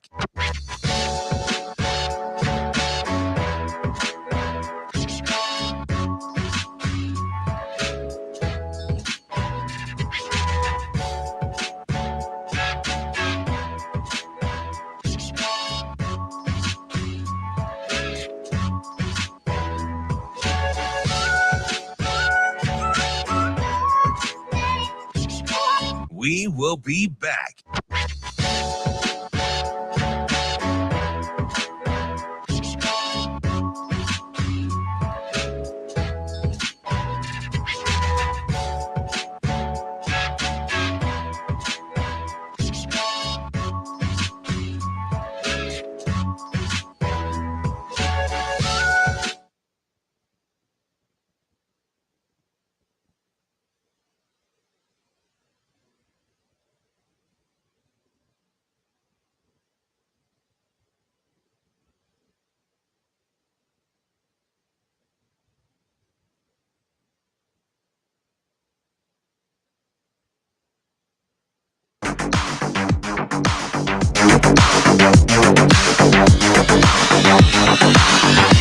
You're listening to Hurrdat Sports Radio. Welcome back. It's Hurrdat Sports Radio live. Back in studio from Indy, the Pillar Exterior Studio stage, ESPN 590, ESPN Tri-Cities, Google, Twitch, baby. Spotify. Hopefully you're streaming with us. Really good stuff from Tim. So what's the 43, Shane? Is that the bottom, the top, is the middle? What's that part of the hour? That's the middle third. Middle. The 43. It's too many words. Middle quarter. At the middle third of the hour. Bottom quarter. We'll talk to my partner, literally in crime, Ben McLaughlin from the Husker Radio Network. But we're gonna talk to Ben how he big time me at Northwestern. Did he? Yeah. Maybe he was jealous of your clean shaven scalp. No, it was cold, and we were watching baseball. Yeah, he's great. Like that is, I know you roll your eyes like I'm an adult and I should be able to do things on my own, but he totally is my techie guy when stuff goes wrong. I almost needed him. Listen, I almost called him yesterday because I got this thing on my phone where it says I have moisture, and so you get this like, knock it off. I'm the child. That thing wet. I know my sense of humor, and you just when you say things like that, I just have to laugh. So anyway, he got it off for me the last time because I can't use my charger. Okay. So he like totally Googled and figured it out, and I was gonna call him getting in the car from Indy because I was like, I have 8 hours and I need my battery. but I watched a YouTube video and kind of figured it out. I felt really, really good. You did it on your own? Yes. Like a big boy? That's enough. That's Did you not have a car charger? So yes, but I don't trust those because they eat your they like do things to your charging port, like your battery life. No, they don't. It's the fact you have it plugged in, then you're trying to use it and it's wiggling around. So what you get is on your console, you get a flat charger. Yeah, so in the Wagoneer, I had it, but I got the flat charge, the moisture thing off. That's a great move hiring that kid's dad. Mosey? Yeah. Oh yeah. Yeah, well done. And you're connected to in that part of the city. All right, KC. It's a good part too. Oh yeah. Hey, who is you guys are going to KC to play? Who's football? You guys? West Side? No, that's Prep. Prep's going to KC. Yeah. I thought Prep's going to St. Louis. Who are they playing? I think of the out of town teams, Prep may have the toughest matchup, but I forget. It's no. You're talking. You think Arizona? Cherry Creek? No. They're down a little. Well, at least it's hard to in high school because you can get a couple of players and it can change. Yeah. But they haven't been the Cherry Creek of old. Now they used to be a monster. Buddy, they were a wagon. Oh, I know. But hey, so who is Prep playing? I can't. Which, by the way, I think this is all very cool. I can't remember. Well, is it another Jesuit? I'm gonna ask Sautter. He'll know. Oh yeah, we'll ask Mikey later. Okay, we'll get hit and get easy because I think he's coming in studio. So keep it to a minimum if he gets on your nerves in a hurry. He won't. Okay. Did you say that about me? I won't. You're always there though. Why did you try to text me as though you want to convince me that you're nice? Well, because you're like I'm nice AF. You saw 300 people at my birthday party. Obviously, people like me. I don't get. Did you pay him? No. How great was it though? The Malcolm boys were there, dude, in Jersey. Incredible. Stolen jersey. I was like, hey, did you steal your jersey? He goes, yeah. Incredible. That might have been the first person I spoke to. Because his son had the Vince Carter. So he jersey. came through the drive-through. Mitchell came through the drive-through the other day. He goes, that was super cool. Damon talked to my kid about his jersey. I'm like, you had two of his sweet spots. Like you had the jersey that he loves and the hat of the baseball team that he's infatuated with. The dude, his little son Shane was rocking a Dodgers hat with the Toronto Raptors. The Vince old Carter. school with the I made a dinosaur. beeline through all those people to talk to probably was he 9, maybe 8. Yeah, I'd say that's probably right. And I put my arm around him, Shane. It was like me putting my arm around you as a little guy. Was it vintage? I go, hey. It was vintage. I know you don't know me from a hole in the wall, and you're probably like stranger danger, but that is the greatest outfit I've ever seen on a little kid. Hey, them 3 dudes that were standing there that kind of all huddled up, they didn't really. I told them, I said, listen, the most fun I've ever had in my life was coaching there. And they're like, Coach, we got to tell you something. I was like, what's up? And they're like, we thought you guys were like 40 when you were coaching us. I was like, dude, I was 23. I was 5 years older than you. So Malcolm travels well. Oh, yeah. I went to go watch him play baseball twice against Central City. I'm like, this place is, they had Omaha. They had the stadium looking nice at Tal. Them 3 dudes there, they like hitting. Yeah. They were ones like, okay. You could tell. Let's not. They were about that teammates life. out. You could tell. They held up that wall almost the whole night. They did. But in their own little world, just talking about it. Yeah. That was fun. Let's get people like me. 300 of them. Yeah. And then messages of others that said, sorry, we couldn't make it. Yeah. You're not for everyone. Just like you're a camp of one. It's not true. Your wife thinks I'm nice.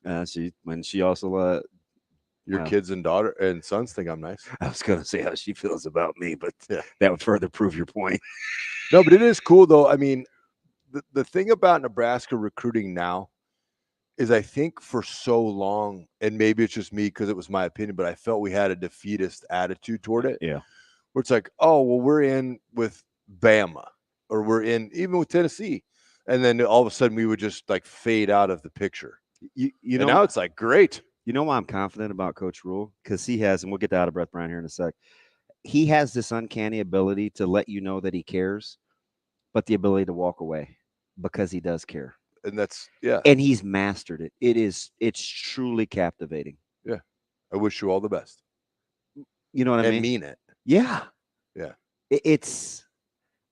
I don't know how to like put it into words, but it's captivating. Like you're drawn to it. You're absolutely drawn to it. It's what people don't do now is they don't look people in the eye, and they don't genuinely believe the words they say. They say the words to get out of a situation. Yeah. They don't genuinely believe it.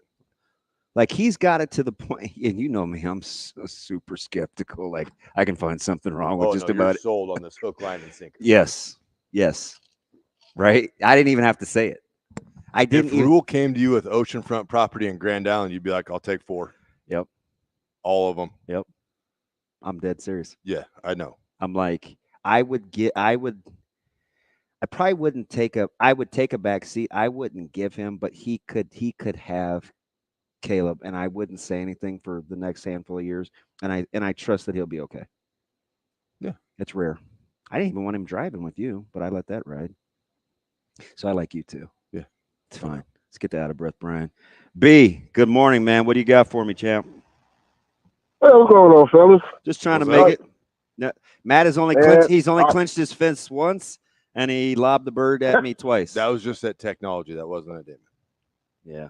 Hey, I'm listening to y'all. I'm pumped up off of listening to the Big Ten media days. You know, Matt Rule coming out getting props for mentioning Nebraska's football team educational accomplishments from the beginning, and getting praise from that from I don't know who that female was who gave she's him the same praise one on that asked the Wisconsin prayer question last year. So, you know, she's consistent. Yeah, I like the way that that Rule kind of responded to that. Make sure that he gave the rest of his colleagues their flowers too. Yeah.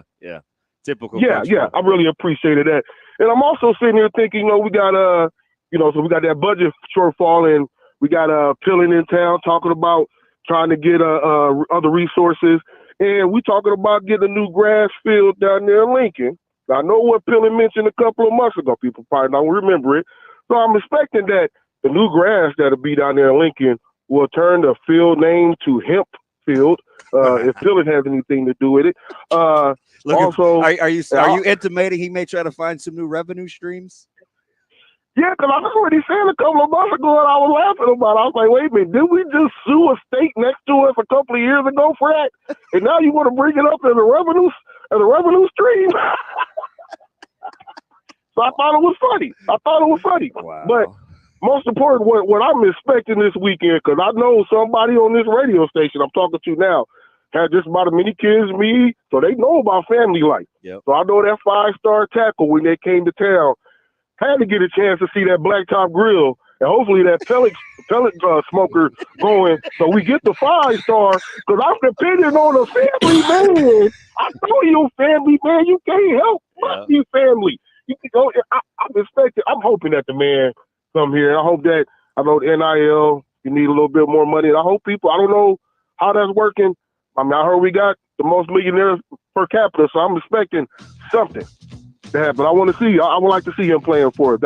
I think that would be very good. I actually am leaning in him coming to sign with us. That's what I'm believing. Yeah, so, put it to you like this. I told him anytime he wants to come down I-80, I said I'm only a 33-minute drive from the driveway to my back deck. Whatever you need, I got you. I'll whip it up. Just don't burn. Just don't burn nothing, Damon. All depends on you. Make sure you make that brisket real good. All right, I got you want that 6'5" man. Be well, right, man. Bro. Enjoy the weekend. Coming up, you too. My partner in crime, Benny Mack, otherwise known as Ben McLaughlin. Back after this on Hurrdat Sports Radio. We will be back.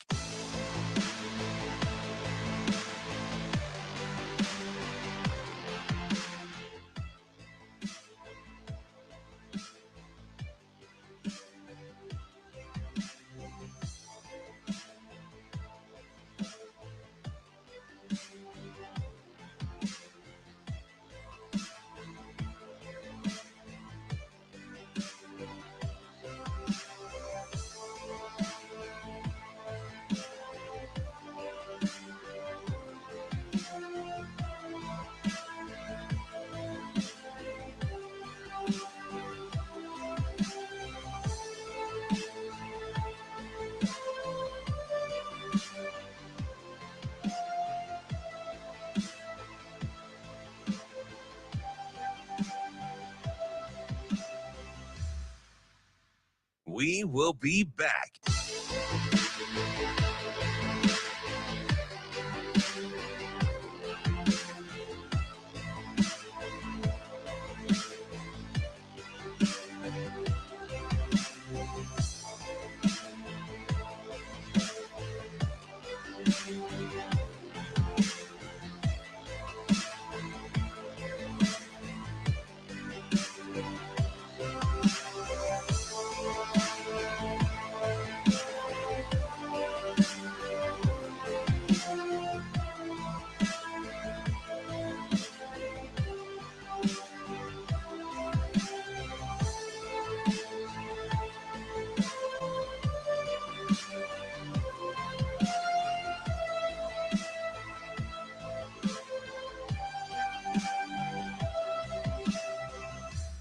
We will be back.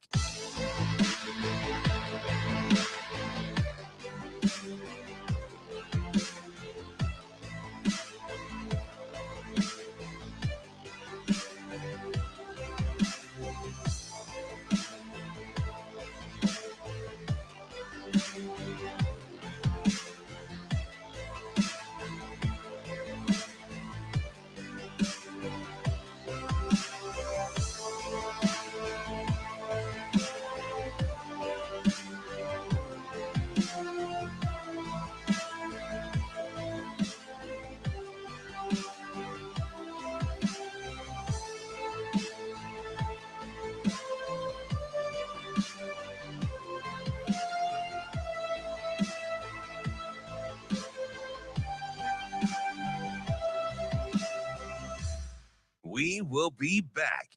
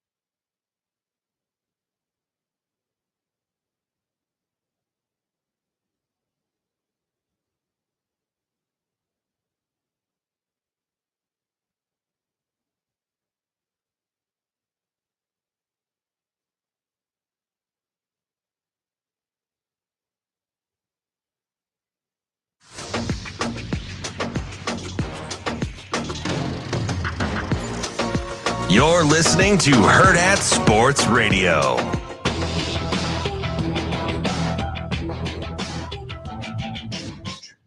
You want to do the welcome in so bad, don't you? You're like, can I be the number one? You can if you want. No, you're good. All right, welcome us back into the Pillar Exteriors studio, ESPN 590, ESPN Tri-Cities, as we welcome in my man from the Husker Radio Network. He actually has a real job too, but I try not to give him up in case he's like incognito. I like to call him Benny Mac, but his government name is Ben McLaughlin. Although it may be Benjamin. Is it Benjamin or is it just Ben on the old certificate, Ben? It is Benjamin, and I can always tell the temperament of my wife by what I get called. So it's good to distinguish. Wow. She'll drop a Benjamin on you? The rare occasion, and at that point, I know, just grab the pillow and blanket. The couch is calling your name. Hey, I got to ask because, we obviously do a lot together in season. Let's go to, let's say, post-Maryland, right? You and I are doing the post-game in Lincoln.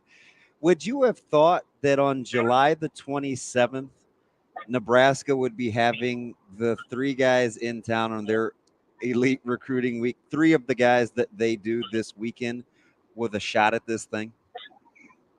There's no way, right? I mean, it's incredible to think about not only because, you might get the occasional 4 or 5-star guy with a unique story that maybe stands out. Maybe they're local. Maybe they have a family tie. Like maybe the quarterback that we currently have, something like that to give you an in. But to have the geographic location, kind of the other schools in pursuit, the national ranking, all that stuff encompassing makes it even more impressive.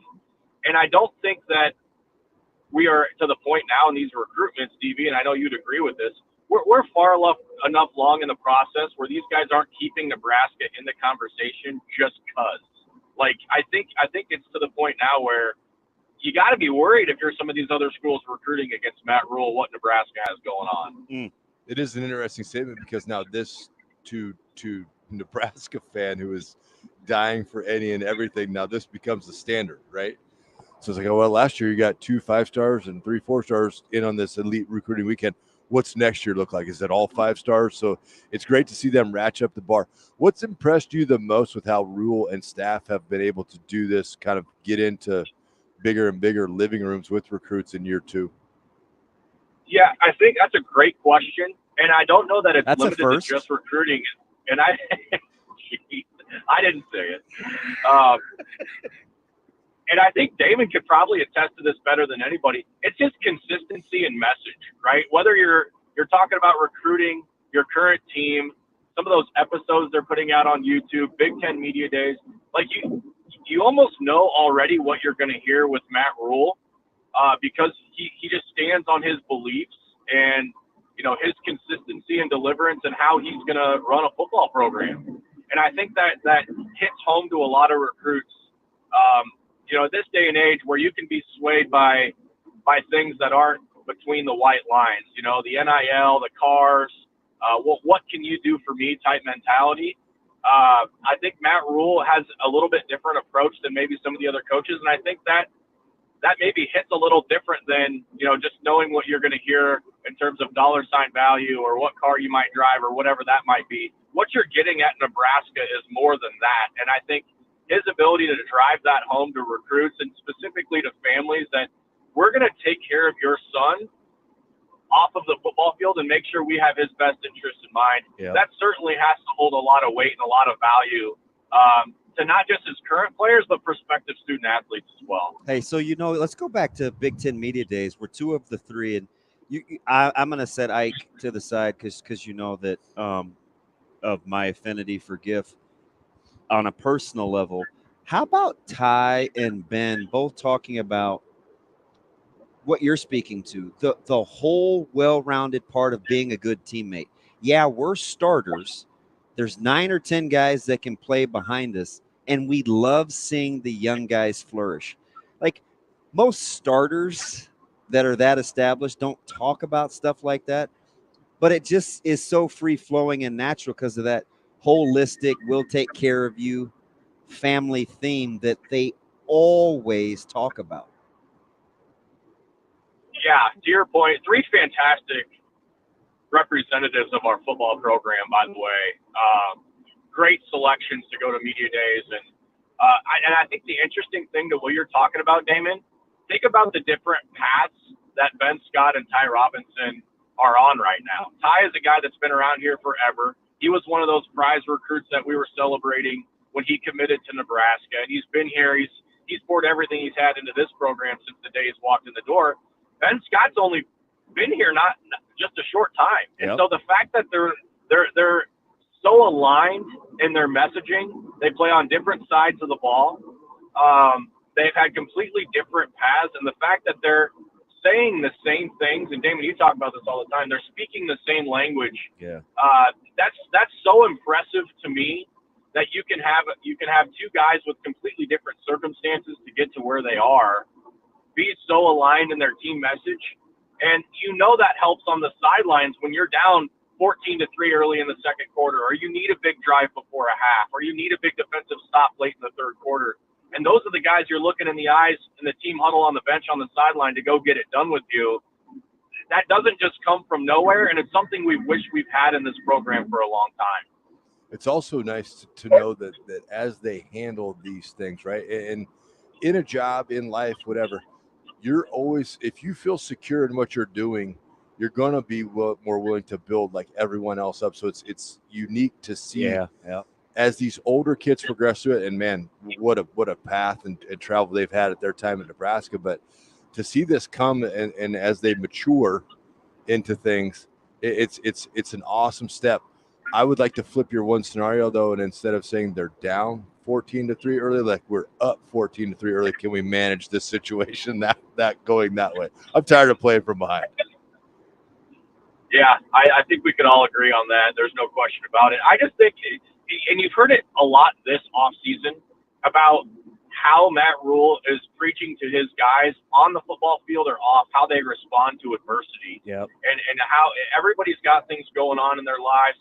You know, academics may be more of a struggle. Family life may be more of a struggle. You might, have relationship problems, whatever the case may be to the individual. How you respond to that will have a large say in how you beat life, how you're successful in your time past Nebraska. And of course, that certainly helps on the football field because you can't play, that's some old cliche in sports, you can't play a 9-inning game or a 60-minute football game and not have something go wrong.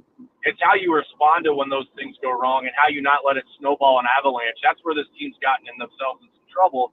But I love the way that he is preaching that into the fabric of their everyday lives. So they're prepared for that.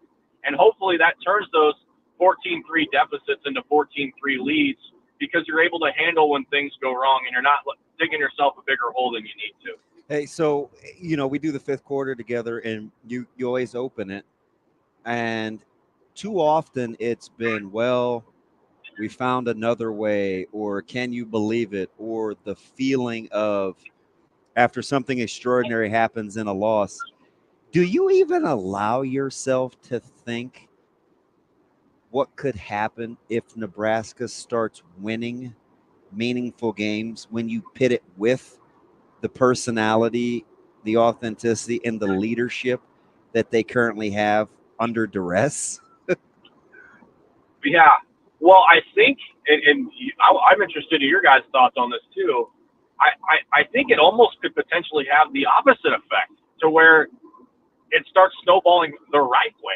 And I think we're all so scared to admit that that's actually a possibility. Like this team could win 3 games in a row. They could win 4 games in a row. They could be in the breath of a top 25 team. Like we're so scared to allow ourselves to go there because of what's happened the last 10 years or so, that the fact that is potentially a reality with who you have leading the way, and also some of these guys that we're talking about with Giff, with Ty, some of those guys on the offensive line, when you have some of that leadership in place, not only from the coaching staff, but the players, I hope you're allowing yourselves to believe that that's a possibility because I certainly think it is with this version of the Cornhuskers here coming up in late August and beyond. I'm genuinely interested to see what happens when that success starts hitting and how they're able to handle that, because that's what we've been asking ourselves for years is what's happened if this team catches a spark. And we've learned to this point they haven't been able to hold that spark. But I think now that they have the infrastructure in place, holding that spark becomes a lot easier. Is it bad, Ben, that I think that the team will handle success far, far better than the fan base will have? We will be unbearable if they start to win games. We will go back to being the most hated fan base in the country. The amount of pent-up frustration and deleted tweets our fan base has had to have the last 7 to 8 years, buddy, they are ready to just send the dogs on the nation if the Huskers can start winning some football games and back to where they've been sitting on so much material for the last 7 to 8 years. Listen, that they're ready to let some of the world see some of it. Whatever bowl games are listening right now, God help your city if we get to 6 wins, because they're becoming deep and they're going to be coming with cash. Don't sell the parking lot for tailgating. Put a screen up there and sell tickets as if they're at the game, and you'll sell the parking lot out too. Like it's somebody's going to get flush with cash if Nebraska makes a bowl game. Hey, by the way, too, me and you, B-Mac, we may be in, I don't know. I guess the floor would be Detroit, but can you imagine us saying Merry Christmas to one another? Ben, when I'm freezing my ass off at Northwestern watching baseball, do not walk past me because I say, hey, Verghese, what's up? What happened there? Did I just not see you or what? Because that was a good weekend. Buddy, you just right on my face. Couple of big timers. You legit just walked right by my face. I was like, hey, there's Ben. They're like, I guess Ben doesn't want to talk. Okay, onward. super unfortunate on my behalf because that's not how I like to roll, especially for Husker baseball fans freezing at lovely Rocky and Bernice Miller Park in Evanston, Illinois. If it's that cold too, you're going to have a spotter in the booth. Instead of next time I'm up there, I will be sitting next to you. Well, good luck fitting up there, bud. We got enough problems fitting the two of us up there as it is, but we'll get nice and cozy up there for you. B-Mac, you're the best. Looking forward to seeing you soon, buddy. You as well. Have a good one, guys. Appreciate it. Back after this. We will be back.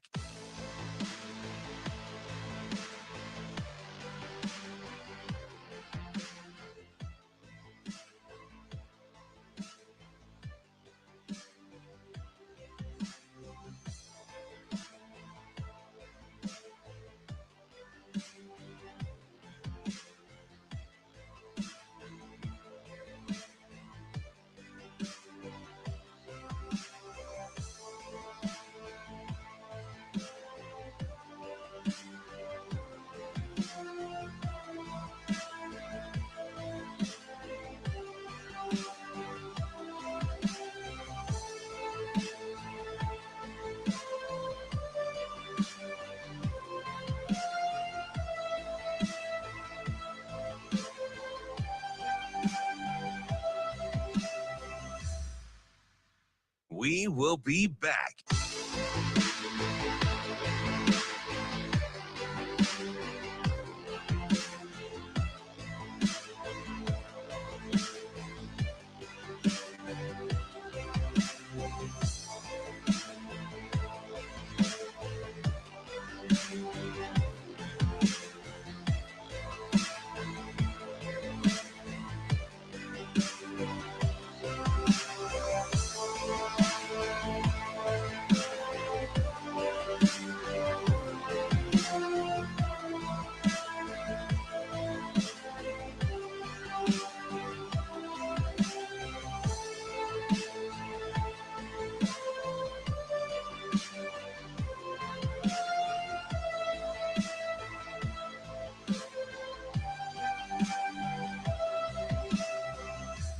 We will be back.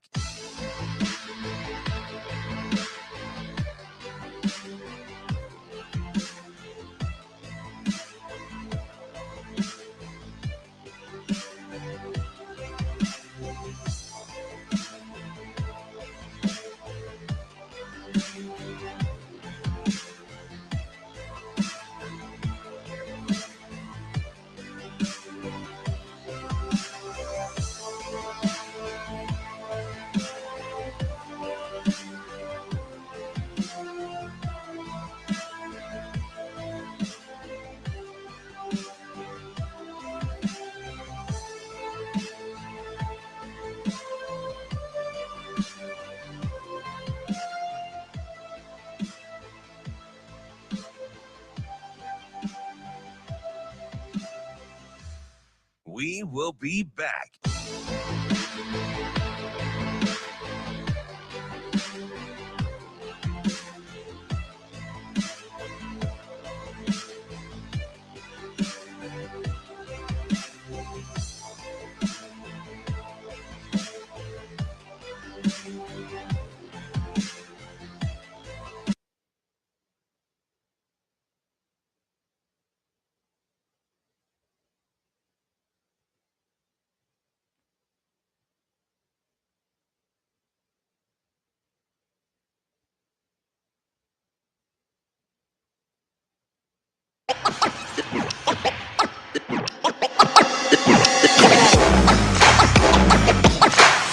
You're listening to Hurrdat Sports Radio. Oh, yeah, no doubt, no doubt. Mike Sautter. Yeah. Mike Sautter. Oh, man, you're going to put me on the spot. Mike Sautter. Welcome back. Third hour.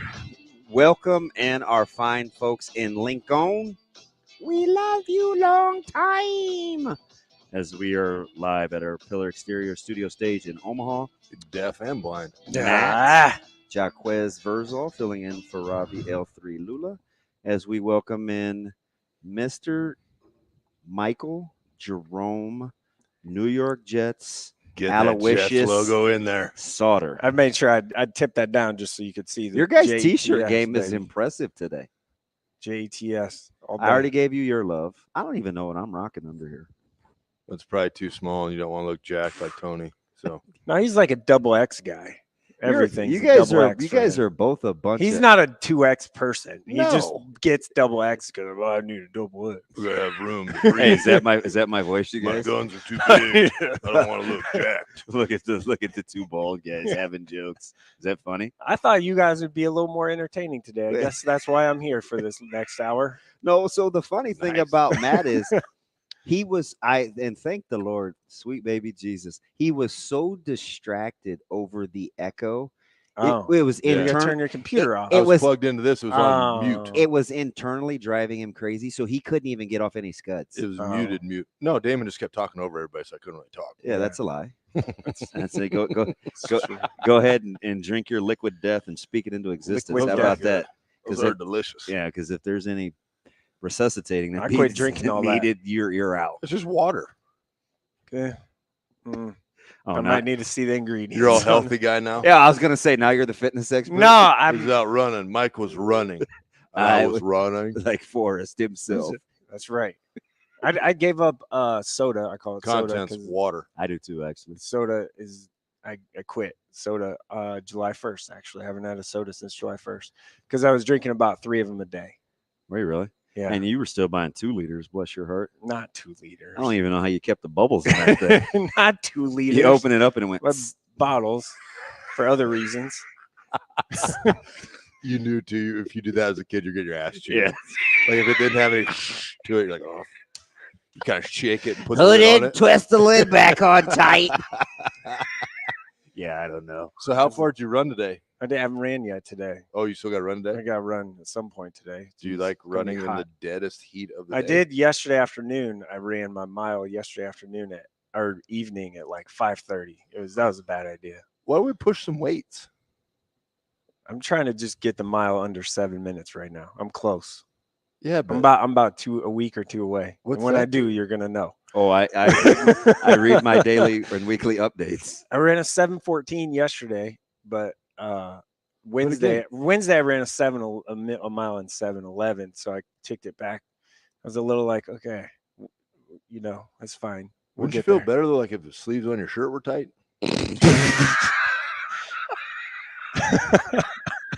That's just an honest question. I don't get a 2X shirt, so it makes me look a little more. Dude, that's a medium and it's still bad. This is a large, actually. That's not a large. I buy large T-shirts because I'm tall. I'm longer. Oh, lanky. Yeah. You wouldn't feel better though. Hey, Let's man. get you. All I know is I beat a guy that weighed 40 more pounds than me in wrestling 2 years ago. That is true. Oh, he hurt his knee. Nah, not my problem. Yeah. Got in the ring. The casualties happen. I was sore for a month after that, and I was fine. God bless Chuck Mulligan. Don't be making fun. No, Chuck's my guy. All but of Sutherland rejoiced. Chuck's my guy, but let me tell you, where is Sutherland? Challenge me to something. Out How there. about North Platte? Okay. 20 miles from North Platte. I think I For fun, we would always go to North Platte and just cruise the ones. Red Cody go-karts. We did do that. Wait, cruise the what? The one ways. Cruise the ones, dog. The ones. They have one ways in up. North Platte. You ever been to North Platte? You've been in North Platte. Yeah, several. Well, not several, but K-State Tominaga's been to North Platte. multiple times. There's one ways there. There's one ways. The main roads are like when you go into town. The ones. You just it's Is like that- a is loop. Is that like cool Western Nebraska? Yeah, lingo? I mean we didn't either Yeah, that or there we're you go. driving around in the country trying to find something to do, jump off bridges and stuff. we were coming back through Iowa That's another yesterday. good time. Rush And Bridge. Yeah. I saw like a mile trail of gravel. There was a dude out there getting it in the field. He had to be going. It was 60 plus On the gravel? Oh, yeah. yeah, That's not safe. off the interstate. And I looked at Sasha and I was like, "There's no way. Like gravel does something to me, I'm surprised you guys made it back in time, like You ever in one won? piece, actually. dude." I make You great- drove, I'm and a that's like I'm a great driver. Ask around. you parked between the lines today. That's good. I always do, hater. Not really. Always. Gravel driver. Nah, I'm out.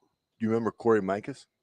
Yeah, I saw him at your that- party. He was great. I had that Cadillac. Yeah. We went out to his house in Seward. 70-5 on the gravel. Yeah, I I'm ain't out. doing And that. it's We kind of are- off the hill too. And we are cresting hills. Yeah, Like, yeah, we are. I'm out. We are airborne. I missed a dip in Central City, and I felt like Bo and Luke Duke. Yeah. But it wasn't even gravel. It just is kind of out of Brett's neighborhood. Asphalt. And I saw it late, and I'm pretty sure I got air. When I was in high school, we did. There's I was doing like we're on a 35. gravel road, and we came up to a T, and we. Did you bonfire didn't out there turn. in Southern? We did all that stuff. Yeah. Man. First time I ever went roping was go out there. We need Yeah. Roping. Actually, from the hood, y'all. Roping. Like really. From Actually, the hood, I y'all. didn't. Roping. I what? didn't. I was invited to help them run the shoot. Roping what? Calves. Mike was the ball catcher. Where are they going? Why do you have to rope them? No, it's part of it's rodeo, like sport. Oh. Yeah. You mean for fun? Yeah, I thought they were did like- it for fun. I was there for about 30 minutes when I realized that I was not dressed properly. First weekend, right? I moved to Sutherland. True story. They're like, "Hey, you want to come out?" Two guys that like wanted to be my friend. I guess they weren't very friend. I didn't think it was very funny, but they're like, "Yeah, hey, you can help us run the shoot." I had no idea what that meant. Yeah. So what that means is the person running the shoot is you're putting the calves in the chute, and then you're opening the chute, and then the people on the horses can rope them. So they're just practicing? Yeah. So Okay. you have to like get behind them, put your knee in them, jab them in the side and stuff. And I'm like a sophomore in high school to get them to move forward, the calves. And I'm like, what? Like you I'm have to doing push it. them out? No, like get them in the chute though, and then you got to release Don't the they gate. have dogs for that? No. But I had like sweats on. That might have been a dumb I had, question, like, but it seems like you that's know, what they do on TV. I had sweats on, and I was like, okay, like I'll do this. I had my like nice shoes on at the time. Has anybody? And I was there for about 20 minutes. Like, I am not getting. There has all to of be this. two of us in here that have seen Life of Pets too. I'm That's not what they getting all this did with poop on me. the. That's what they did. I had with no the idea. show. I had no idea what it meant. And then I realized, okay, I'm never doing this again after about 20 minutes because there was And of the 6 people here, you 2 are not my friends. Yeah. 6 people in my class, you 2 are not. You're out. We had 20. We had 22 in my sophomore class actually. 22 people. It's incredible. Yeah. Just enough to field the team. And all he Four did- boy. I was all- the all I he was did the was fourth grow boy. up wanting to wear Yeezys. I was the fourth boy in the class when I showed up. Total? Yeah. Sophomore class. They got good odds. Oh yeah, Very. I'd be traumatized. Yeah, it was good. Yeah, you're weird. It was fun. Life is good. There's also a reason why I like people always laugh at me, but I was in show choir and I was in regular choir and I was in DECA in high school. You know why? You had to be. Missed a lot of school. It wasn't an option. And there was a lot of girls. I don't knock show choir. Don So- Rizak did show choir, and he's one of my favorite people. I did on it the moon. because you missed a lot of school and there were a lot of girls. How's the camp schedule coming? Camp schedule is I know week 0 is just driving you yeah, crazy. no week zero is a challenge for me. I started working on it yesterday and gathering as is most information. of your life. Yeah. I almost said the F word right there. It was real close. You got a button. I said the Dude, did you hear Ike part. Gifford? He No. dropped 2 a-holes just Yeah. real casually. I think that's fine. I got the first day done, August 12th. I think I got 4 practices I'll be able to do. Here's the difference with me when I go to a practice that people don't understand. When I go to a practice, I'm at the entire practice from start to finish. I don't show up for the last 5 minutes, get an interview with someone, and then act like I was there the whole time and talk about how, this team and overview. No, I'm there the whole time. I feel like, do you feel like he's being passive aggressive? I'm just saying. Yeah. So I have that. I have the first day I think done, and then working on the Tuesday. Probably only going to be able to go morning and afternoon with practices because like school starts again. No week 0 is killing me. Yeah, we're So- on that Monday, which is when school starts. Everyone kind of starts that week. So I wanted I went to 18 practices last year. I want to go to 20 this year if I can. It's going to be real hard. But 4 in that first day, I'll be able to knock out. I'm which in is good. Stanton on the 9th. Too bad I can't. They're not practicing. Okay, they're not that day. Oh no, the 9th. Yeah. So I talked to Coach Sautter yesterday. I texted him and said, "Hey, my idea, what I'd like to do is go to like Stanton, Battle Creek, Lakeview, kind of all in hit the triangular a day, or something like the You ain't Norfolk going to whole Catholic or practice. whatever." Yeah, there's no way because they have school and stuff. So I would like to do that. Now, they're gonna be loaded. Stanton's gonna be really good again. Jeez. Yeah. Or I would like to, maybe I could do like a Central City Aurora. That's more doable. Right? Hey, stay for an hour or something each. I may sneak out to Central City for the Crawford fight. I want to go to. I do. By the way, his Is that this undercard- week or next week? The 3rd. His Yeah, undercard is next week. fantastic. But when I need a mental timeout, I gotta go see Brett. They have stuff for that. No, I can see. I can help you with. You some of guys that are stuff. both in that similar ilk, and I would be the guy that would die, and they'd be like, "See, I told you." You could die crossing the street. I feel like you're You gonna get hit by a car. Yeah, I'm a little more cognizant of what I'm doing than what I'm putting in my body. Chuck You'd be Mulligan voice said texting you'd be he, voice texting somebody. Chuck Mulligan just said, "I'm back in shape and strong. Let's wrestle an actual match. Bring it on, big fella." Hell yeah, Chuck. My money's on Sweet Chuck. I just like his personality better. He's All right. He's a lot more easy Okay. going. No, I'm not trying to get you fired All up. right. He's just you heard him, right? He's You heard just him. not as mean You heard him. spirited as you. You heard him. You heard him. See how he does? You had to kill me. Okay. Okay. I think you two should That's wrestle. fine. No. Why not? He didn't even show up to our kickball game. I wasn't even invited. Everyone was invited. It was a company-wide event, Damon. Everybody. Tim Johnson. You are in the company. Guess what? You have the T-shirt on or the sweatshirt. I just figured out my email. Oh, you know Not how much surprising. I missed in It wasn't my fault. Okay. Who's supposed to be on whose kickball team? This is really a dumb game. Who was playing kickball? That's what I want to know. We had fun. Evidently, your company. I was. What do we eat? Every last one of you clowns was sore. I was. Yeah. I was like, I really? was diving. Really? Shane was there. You weren't there. Oh, come hit a workout. Like, so you were sore from that? Yeah. This dude could barely get on stage. His quads We were hurt. racing. We raced after the game too. Who'd you race? I was sprinting. Stop it. I dove for a ball and caught it. Jeez. I don't know if you know. Were I don't you- know if you know were- this. were- I'm were a you- decently competitive. Were you person. in your skinny jeans and Yeezys? This month? That was close. That wasn't even me. I'm just saying. All right. I'm just saying. I think we should get a bet who has a better record than either the Jets or the Steelers. The Jets. Jets are gonna be good. I'm telling you, man. Like, if healthy, Like after the fourth play, they're going to be good. If you guys didn't have the Patriots Did in your you see- division, I would take it. That might be the worst team they're in football, terrible. not named the Carolina Jacoby Panthers. Brissett is gonna start. Like, for the how are they Patriots. going to score? That's a great question. How are the Patriots Especially going against to the Jets, score? because that D, But I do think the Patriots D will be they're there's gonna just be going to be good. so much Their D's pressure gonna on be them. good. Let me tell you, the Jets defense is gonna be good. The offense is gonna be a lot better. We're coming. Every year. Feel it though. Every All we year. gotta do is be healthy. When the fourth play happened in that game, every emotion in my life. Do you remember and real body- life texting me? Yeah, I This dude was literally blankety losing blank it. my life. Yeah, I was losing my mind. And then Xavier Gibson ran that punt back for the win in overtime. And I was it exhilaration. gave you a stay of execution for the inevitable. When he went down and it looked like, I'm like, okay, this is an Achilles. I literally was face first on my basement floor, like devastation. I'm like, all this build up for, Rodgers and the plays. Jets and all this stuff. And then it's like Did you listen to Nate Jones yesterday? typical Jets. Apparently, so on the way back, I ran Sports Talk through my phone and played it through the media. Mhm. I hoped everybody was okay with that. But They just had headphones on and weren't listening. yeah, they worked the whole time. Shocker, but like seriously, like work, editing, and I'm like, golly, that looks like a headache.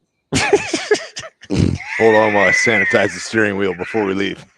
Bro, like, are you really acting like I don't? That's not what I would Yeah, do. I've never done that 4-minute before in video my of you life. cleaning a steering wheel. I've never done that before in my life. So there was a lot I'm of a man. sneaky video going on because none of that I knew was happening. Let me tell you something. On when did you guys leave? Wednesday? Tuesday. I may or may not have sent a text like, "Hey, we're gonna need a vlog from the road." It was incredible. And then it happened. I'm not like making this up. It was a miserable experience. Like by the time I got there, I was so Ravi. No, just made it miserable. What made it miserable? It's just horribly inefficient. It's just way too inefficient. You could have flown. Why is it inefficient? No, because there wasn't one good travel story from a Nebraska media member that didn't drive. Yeah, everybody it's not that far. flew, What, 8 hours? Everybody that flew, like Sip didn't get into 11:30. Like we beat him there. You probably got lost in the airport. So Yeah. I do have a funny story about that. But like I don't think I can tell it. Don't mealy mouth me. At what age do you think you should have learned to use an Uber? Use a what? Uber. It's easy. You just push it in the button. Just push the button. Curious. I'll get to it off air, not on. Oh, okay. I drove there shirtless. Can we get back to the camping schedule? Yeah. Are you doing this in order of rankings or interest? Just what kind of fits. Yeah. So Free like, for all. yeah. So does Papillion does OPS start on the 12th too? No. School? I don't think so. So no. you can knock them out early. Yeah. So I'm going to do Omaha North on the middle of the day on the 12th. Is Central mad at you that you're doing North first? That's just how it. When are you going to Miller South? Good question. Because they're going to be right after school. They have camp. You might be one of the dumbest camp, people I've ever met. They have camp next week with pads and stuff. So I might just do that and call that. What would that count? It would count. That's what I mean. So I'm probably gonna do that. So then I can get somewhere else, right? So how much time do they get ahead? Is that part of the camp? Because that's before the dead period, right? right. There's a week dead. Yeah. So next week you can camp, and then there's a week, and then a week, and then the practice starts. You have to take that week off before practice. Do you remember those rules, Matt? Back when you used to coach back in the day? No. So I just got a sheet that said be here this time. I'm like, bet. See you then. Speaking of that, I texted him Scott yesterday. Him being haven't Coach heard back. Turman? I haven't heard back on the time. Him has a name. Yeah, Coach Turman. He didn't respond? Not yet. I want to go to Elkhorn South. I'm a big Van Dyke guy. Yeah, he's gonna be good. I just like him. Yeah. I like his personality. I'm a big Van Dyke guy. They like the bright lights. Van Dyke? Yeah. Yeah, he's a stud. Dude, at 7-on-7, he was killing. Oh, like yeah. he did a great job. Dude, he's awesome. He diced us a couple times. I was like, ugh. Coach Turman, they had to talk Coach Turman into playing in that. And now you look at it like, oh, I'm glad Seth we did. came out there cheesing. Glad I knew that they were going to be in business, man. He hit us on a backside skinny. He like split the crease, and I was like, that is a big boy throw. He's gonna be able to throw it, run it, do a lot of things. He throws it. I know, but he can still He run runs it a it. little bit. Yeah. Not like, veer and stuff. I mean, he's still Guys- gonna run some veer. You guys because- brought some Macavinia lineage into it too. And Yeah, it they came- did, didn't they? Yeah. Hey, he blew by us on a seam route. I was like, golly. I said, you can't let him climb on your toes because we didn't get out of our back pedal. And I said, if he can step on your toes, it's too late. And then I looked, and so I asked about him because I was like, God, he's explosive. And Turman was like, yeah, you know who that is? And I was like, comes by it, honestly. Yeah. And then she's got all the juice. who's gonna She does. She does. Bennington's defense is gonna be nasty. Yeah, again. how are they not going to turn the lights out? Their defense is wow. They're gonna be really good. I mean, just watching them in Grand Island at the Jamboree thing, they didn't even have everybody, and I was like, oh, yeah, Class B is gonna be. I don't know who's gonna score. Like, it's gonna be tough to score against those guys. Really tough. I don't know. If Scott has some versatility, Was Jack a junior? He's a senior now. Yeah. He'll be a senior. Mhm. you like him, don't you? Yeah. He's a really First, good player. first person that told me about him was him last Yeah. year before We I went to. We sat up. It was about 10 in the morning at your place at Pisons. So this kid, and then he. It wasn't killed even you. open. He crushed He's you got guys me that night. vacuuming And he's mad at me because I put the stools on the bar top. He said, "You don't have to do that." I was like, I can barely figure out how to carry this backpack. Scott, I mean, he was a one-man wrecking crew against in that state championship. He's a good player. He's really good player. He is. Yeah, he's. So I want to. And he's good. My list of schools I want to get to. Do you train him? Train with him? He didn't do any offense stuff. Yeah. So it's probably right. He's going to be a defensive player. Yeah, he's a good player. My list of schools I want to go to: Papio, Papillion La Vista, just because they do the midnight practice and I can just fit it in, and then Millard South, North, West Side, Bennington, Elkhorn South, Bell West, Elkhorn North, Scott, Waverly, Millard North, Prep, Central. I like to get to. Normally I go to their like Saturday scrimmage thing, and then I really would like to get to like, Aurora, and I'll probably get to Ashland at some point. So you hate Wahoo? I want to go to Wahoo. Gretna's on the list too. Maybe Gretna East too.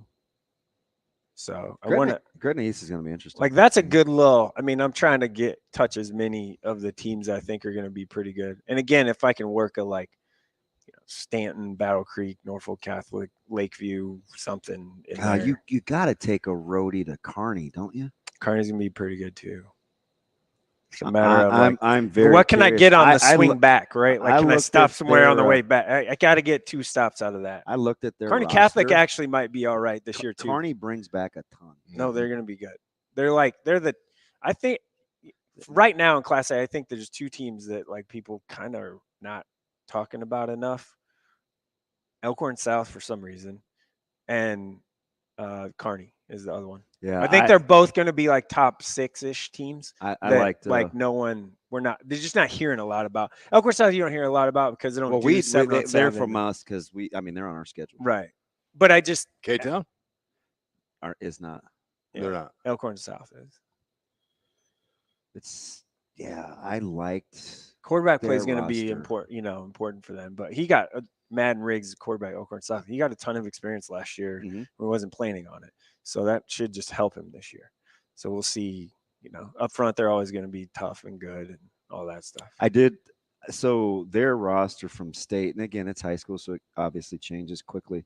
Don't bring back a lot of their O-line. No, up front's going to be a little different, but they coached well and all that. Yeah, it's typically never a problem. Yeah, with the ground and they always find guys, right? Yeah, they have 185 players. So is that all? It feels like that. It's probably not that. But welcome to high school, the place with no roster limit. Yeah, and freedom of movement either. Well, this guy's talking about freedom. Slid that one in there, didn't he? We'll come back with Mike Sautter, my man Matthew Vrzal, my man Shane Schillerberg. Bill Bender will close out the show at 9:45. Another fantastic round of Hurrdat Sports Radio. We are live from the Pillar Exterior Stage. Back after this. We will be back.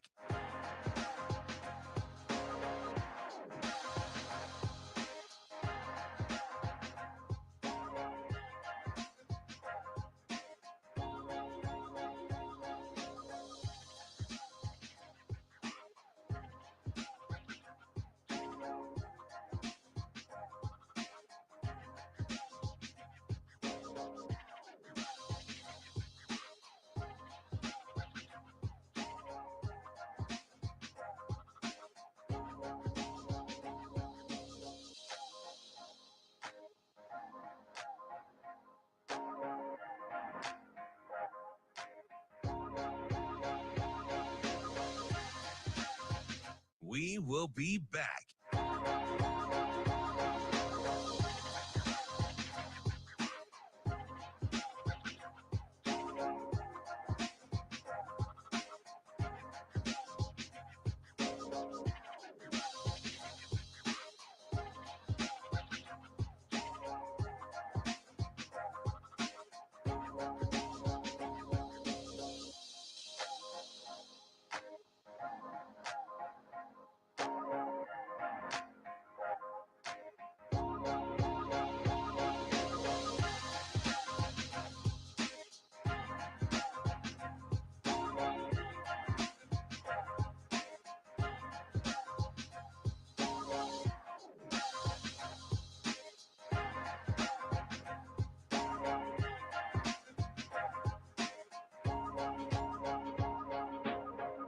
We will be back.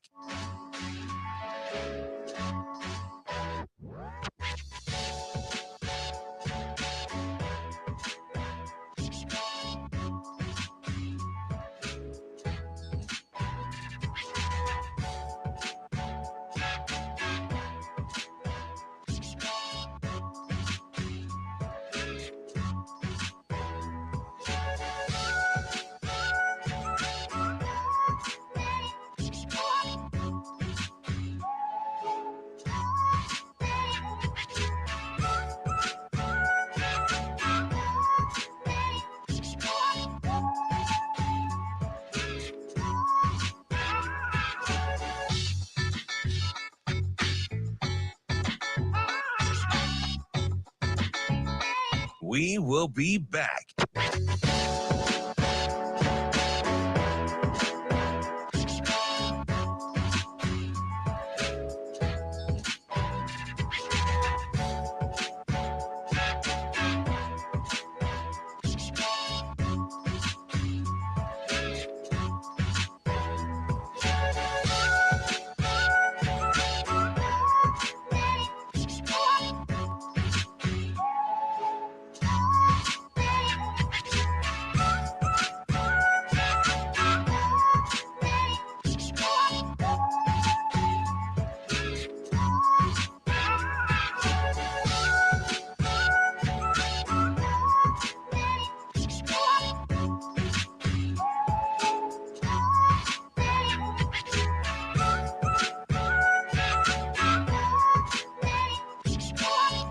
We will be back.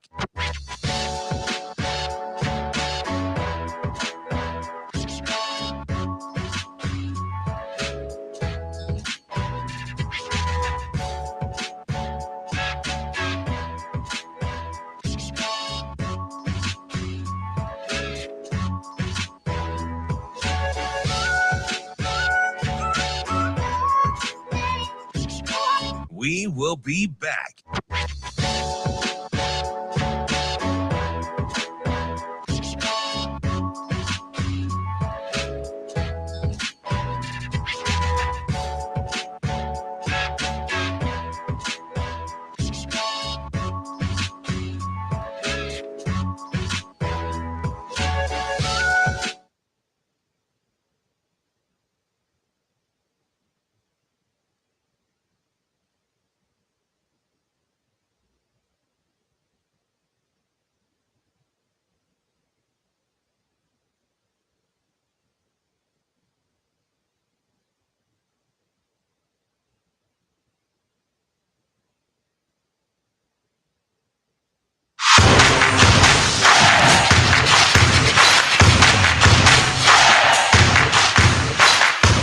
You're listening to Hurrdat Sports Radio.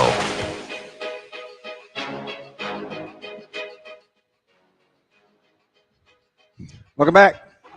I just wanted to give you the opportunity. Why do you look so mean? I'm an equal opportunity. I was just Offender? talking. Yeah, so I hadn't been Damon's checking. video isn't working again. Imagine that technology. All right. So I'll go ahead and play Welcome next. back to Hurrdat Sports Radio here at the Yeah. Pillar Exteriors Hey, stop talking. stage. I got this. We're just trying to help. I would only defer to Matt, Just not trying to you. help you out. You are Jeez. truly a guest. Wow. All right. I can go. I mean, my Hey, segment's over. Look, Princess is like, can we? She's such Leighton, you want to go? She's such a cutie pie. We gotta go. She We even gotta run. she didn't even make eye contact. She's like, She's "Go like, yeah, this dude's just yapping. don't What's she got on the iPad? I don't know. Some school stuff. Yeah. No idea. I don't pay attention. She looks just like Father her of the year. She looks just like her mama. She does. I mean, and good on you, Mr. Part-time I ain't parent, ugly. that you brought your kids I got a to very nice birthday card for I ain't you. ugly. that you actually brought your kids to that madhouse known as his birthday party. They made a handmade birthday Yeah. card for Uncle Matt. Yeah, that's cute. It's on display. Oh, jeez. Handmade. They That's- did it that's- in the car on the way there. I Actually, never know when you're going to be nice to him. Right in the you're- nick of time. Today you're choosing to be nice to Michael Jerome. Did you get a little tuned up at that thing? I No. thought you had a pretty good buzz. we had to leave. Uh-uh. So, Yeah. I mean, I wish. I got caught up talking. Yeah, you were working the crowd. It was hot that day. It was A little toasty. steaming Willie beaming. Well, you had on a pullover. It was short sleeve. You had a long. Oh, you did. Yeah, I showed my arms. Oh, a bunch of haters. Why you two go to the ball head convention and kind of circle? Shave my head every day. You mad, bro? Shave my head every day. Shit, I think that was a term I don't think we can say on the air. Do the circle thing. What? What? Inappropriate. That's You very are. This is a inappropriate. professional show, Damon. Some days. How warned were you before, like, you sat down here this morning? How many, like, hey, you know, this is live on the radio. You have to. None. I'm a seasoned vet. I know. I just was. Well, I got no warnings. He did say something that was funny though. He goes, "Wow, Tim gets a half an hour, and I get the back end of the 43. Next week, I'm calling at 9:30." That's right. Hey, We usually Say a just half hour. you should get a half hour. I thank you. You should get a Oh, half hour. I feel we have a good time. Friday the 9 to 10 on Fridays is the most entertaining. Ravi's scared to death. Yeah, when we talk. it's the most entertaining hour of the week, actually, in my opinion. Sometimes I just want to. You have such a big neck. I don't want to like choke. So a lot of times my thing is to put my. Maybe you thumbs guys right should here. wrestle. But I'm gonna kick him in the knee. I do want. That's what you always say. You've Yeah. said that for. I don't fight fair. Like, why is that your thing? Well, I want to win. If I'm in a fight, I would like to win. So I'm gonna kick in the knee. Then I'm gonna You're winning. punch in the Winning face. it like you're winning. This is so mean spirited. I don't think so. Yeah. So it's interesting with like this whole recruiting thing because do you know why I'm serious? And it's not because he's my guy. It's because I think he's the hardest to game plan for. Like what? The Tyson Terry thing is bugging me. Okay, here's something. It that's is crazy. absolutely. You mean he bugging. just doesn't have any like he's not. He getting talked just about? doesn't get any. It's because he's not a camp guy. He just never. So was. it doesn't matter. He's in the Husker fold. He's in the Husker fold. He's just not new and fresh. That's why. He's also not. I heard someone say like earlier this week that like he could move to linebacker or like off like standing up, and Off-ball? I'm like standing up. Like I'm like. Look at that look on his face. He's like Tyson Terry? Yeah, I was like, cool. You ain't kid never at- seen this guy play then. The Like, kid at O North? yeah, there's zero chance. Like he's 300 Yes. pounds. He's a menace. It will be Nash Hutmacher graduate Tyson Terry Yeah. goes in there. He's a Right. menace. Well, I think part Tyson of it- Terry, his- Terry, in my opinion, is going to be a listen, Sunday interior offensive line. His Eventually. fitness level is through the roof. Yeah, he's Yeah. awesome. He is a absolute menace. He's And it's But here's the thing, though. Nobody knows how to hype those positions up. you talking about you interior don't guys? see him in the Correct. summer as Any much. line guys. You don't see him in the summer. That's why. Right. Yeah, but it's weird. It's like Mooberry. that's why. Mooberry says yes, and he gets a 4-star. Like But that's why is because people see him in the summer.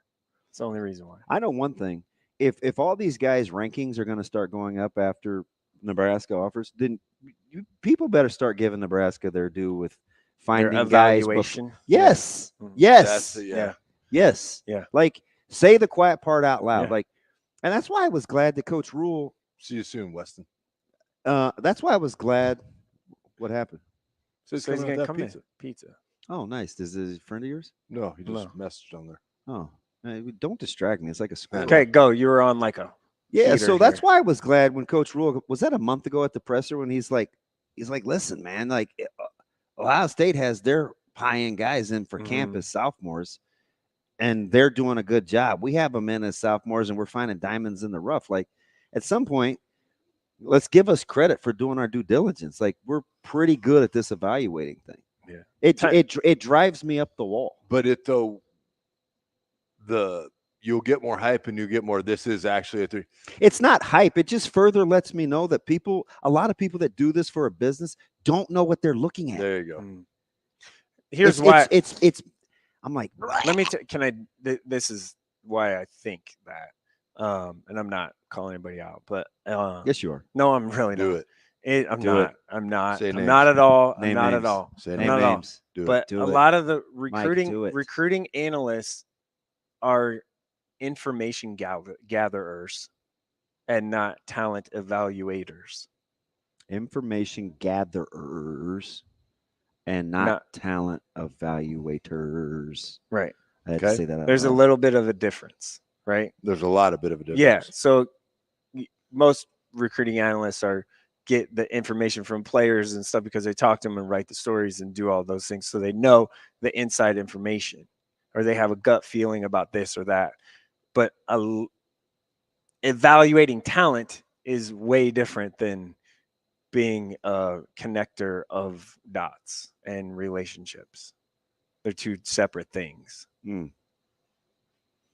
I get it.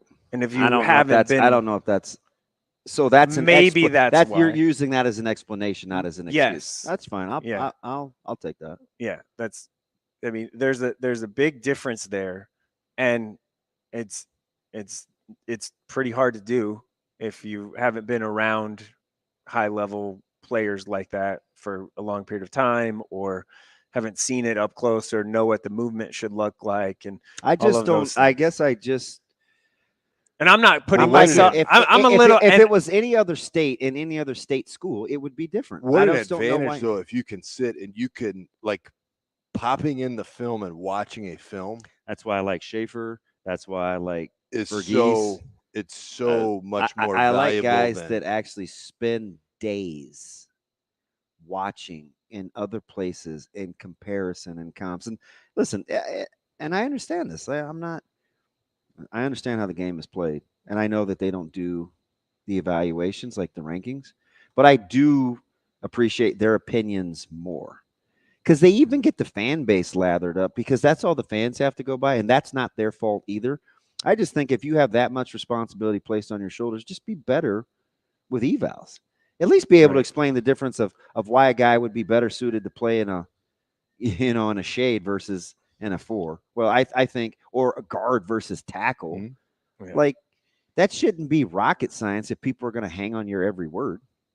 I don't think that people just don't. They don't know how to. That's the thing. Is it too much? It's probably no. I mean, to go through like 3 or 4. No, I'm being. No, I know. I think the quantity. I think you're right. Calm down. I think the quantity of kids that go through all these things, that it just becomes too much because you're like, oh, I'm getting sent this about this kid, and that, and that, and that, and then you have too many to sit down and designate that time to watch. Now, after you watch for a while and you have a finite eye to it, you can watch 3 plays. And You have to know what you're looking for, though, too. At the same time. It's like 3 plays, scroll, 3 plays, scroll. Okay, your 3 plays are good. Now let's watch your next 6. Let's see how this goes. How do you interact with that? I think the quantity of people they're expected to watch gets to be too much. Maybe I'm just a great defender of local talent, but yeah, it does drive me. Tyson it does, and it's not just like he's becoming a victim of it, but it's Tyson Terry is going to wreck people this year. I know. Believe me, we have to see him for us in a month. And your old Nebraska, you neglected. Don't pay attention. Just keep going. Yeah, but that doesn't work anymore because other schools still come here. Clearly, but you can still find some. You know. We'll be back. Bill Bender will close out the show, talk a little college football on the national landscape here on Hurrdat Sports Radio. We will be back.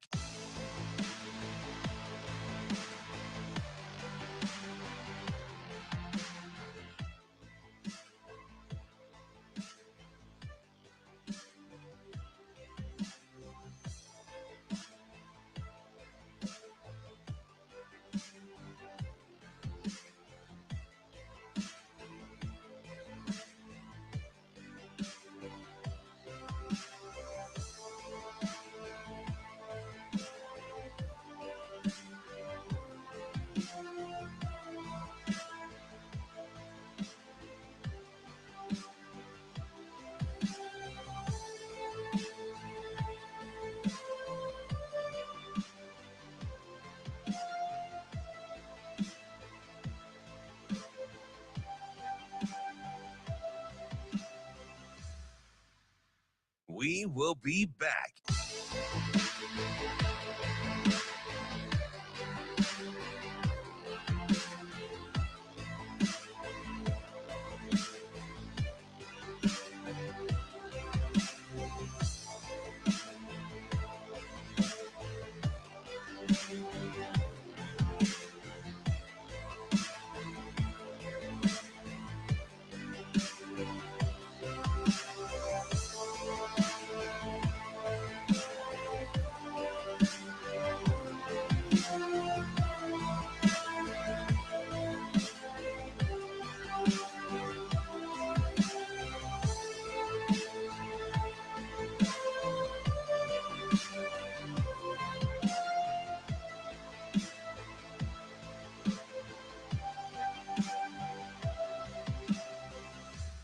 We will be back.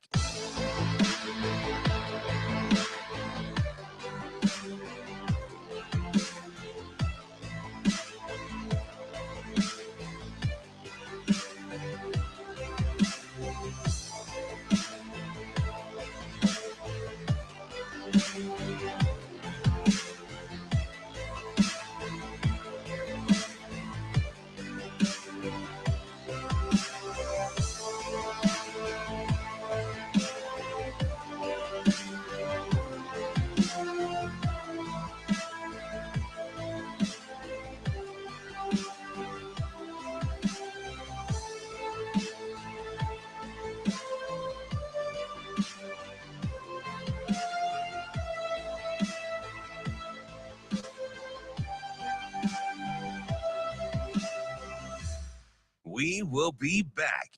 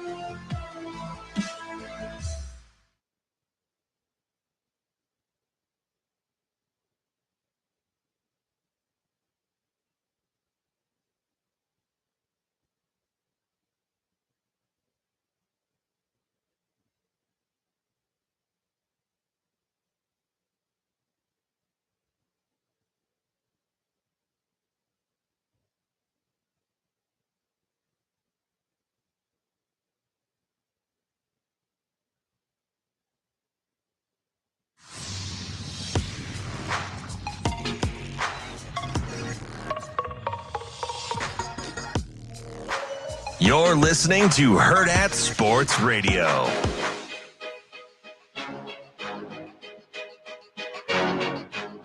Welcome back, Hurrdat Sports Radio, live on ESPN 590, ESPN Tri-Cities. We're out here in Lincoln as well, so welcome for this final hour as we get one of the good ones. Just saw him fresh off of a stint in Indy at Big Ten Media Days from the Sporting News, Bill Bender. Bill, good morning. How are you? Hey, how are you? Thanks for having me on. It was obviously that 3-day will take a little bit more out of you than the 2-day format did. So I got let me start with it. It's not innocuous just because I think he did make a splash with his confidence and I get it. It's Bloomington, it's in Indiana, and it's kind of been sleepy. But Cignetti, he pulled no punches in his first introduction into the Big Ten. Were you a little taken aback, or were you like, yeah, I get it, shoot your shot? I think when you coach there, you have to coach that way. So it was the same way, and we rolled our eyes. But as Kurt pointed out yesterday, a couple of years ago, they were a couple drives away from winning the Big Ten. Yeah, against Ohio State when they had Michael Penix. Here's the thing, though, and maybe this is because I live in that Central Ohio bubble. I mean, Indiana hasn't beat Ohio State or Michigan since the 1980s. It's been Ohio State since the 80s. They got Michigan one year, but they haven't won in Ann Arbor since the 1980s. So it's hard to get it, though. He has to do it the way that he gets it. He did make a splash. I believe he used as Bill Rabinowitz from the Dispatch said, I believe we heard a profanity on the oh yeah podium for the first time. I've done it. I think I've done it for a decade. First time I've ever heard one. Hey, Bill, just jumping around conferences here. The ACC is incredibly interesting to me with Florida State and Clemson both trying to leave, but really having no place to go, yet you have to go to your media day and have everybody stand there and be like, oh, these a-holes want to leave our conference. Like, why are we even talking to these guys? How does this all sort out for the ACC? Oh, I thought you were going to say you had your Stanford ACC. Yeah, them and Cal had to be like, where are we? Where are we on? This is not the Pacific Coast Conference. It really is a head turner in that way. And he dodged the expansion question, obviously, and I think there's something to that. When you add 4 schools, there are a lot of logistical hurdles to it. You don't want to just add for the sake of adding, right? That being said, the fact that the ACC has its 2 most important schools with outstanding lawsuits against the conference is not a good thing. Yeah. It's not good for stability. I keep saying to people around here, it's like, imagine if Ohio State and Michigan had lawsuits against, or you could even say, what if Penn State and Nebraska had outstanding lawsuits against the Big Ten? It would not be looked at as a good thing. And they are the 2 newest members, 2 of the newer members, not Rutgers and Maryland, and then the other 4. So, level of surprise, I'm going to guess not at all, given Coach Moore's background and how long he has been a Michigan man, that not afraid to talk about Ohio State out loud and basically remind us that the standard is the standard in Ann Arbor, even though it's a much different looking team, at least on offense. Okay, so I'm a skinny guy, right? Like I sized him up a little bit, and then you forget, dude played guard at Oklahoma. Yep. He's a big guy. He's got a big voice, big guy. Not messing with him. But what it was struck me a couple things is, one, over the last decade we've been used to something bizarre from Harbaugh, and he's gone now. And I laughed when Sharon came to the breakout session. He said to all these reporters, he said, y'all know Harbaugh isn't going to be here, right? And I thought that was amazing. More no nonsense, still has a sense of humor, and I don't think they're going to change too much about who they are. I still think the program's going to be solid. They're going to be really good on the defensive side of the ball.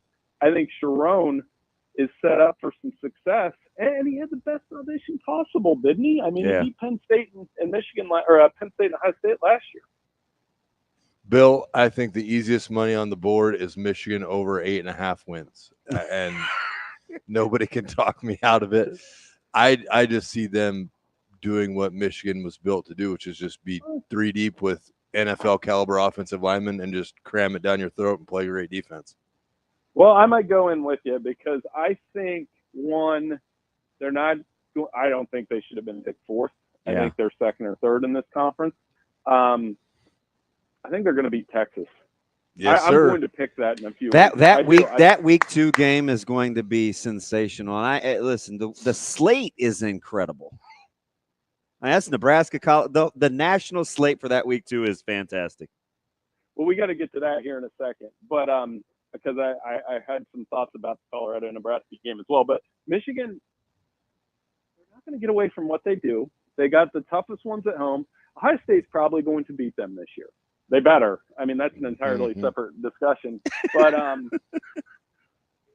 I think Michigan's good for 9, maybe 10, and I could still see them getting into the playoff. I wouldn't be. It has to come down to the big questions. Quarterback, is it going to be Alex Orji or Jack Tuttle? So let's talk Nebraska, Colorado. I thought Coach Rule, and I may be a little biased, but I think I've done this long enough to say this objectively. His ability to captivate and win a room is impressive. Oh, for sure. So here's a couple things. One, I'm not saying it because I'm on your station to kiss up. Nebraska writers and Nebraska radio personalities, you guys are seriously the nicest people in the Big Ten. Like the nicest people in this conference. And then I'm saying that as a compliment, but what I was hearing was And when we play Colorado, that fan base is going to be frothing. We're going to be hot. We're going to be ready to go. And I understand the rivalry implications of what happened last year. And then Matt Vrzal he is also, of the 18 coaches on the breakout sessions, he's number one. He's for us, for writers. He's funny. He gives, and one thing I noticed about him, and I'm going to write about this for us, is he's detailed to the point. Like, who says in their comments we have 37 defenses? Like they will say we have.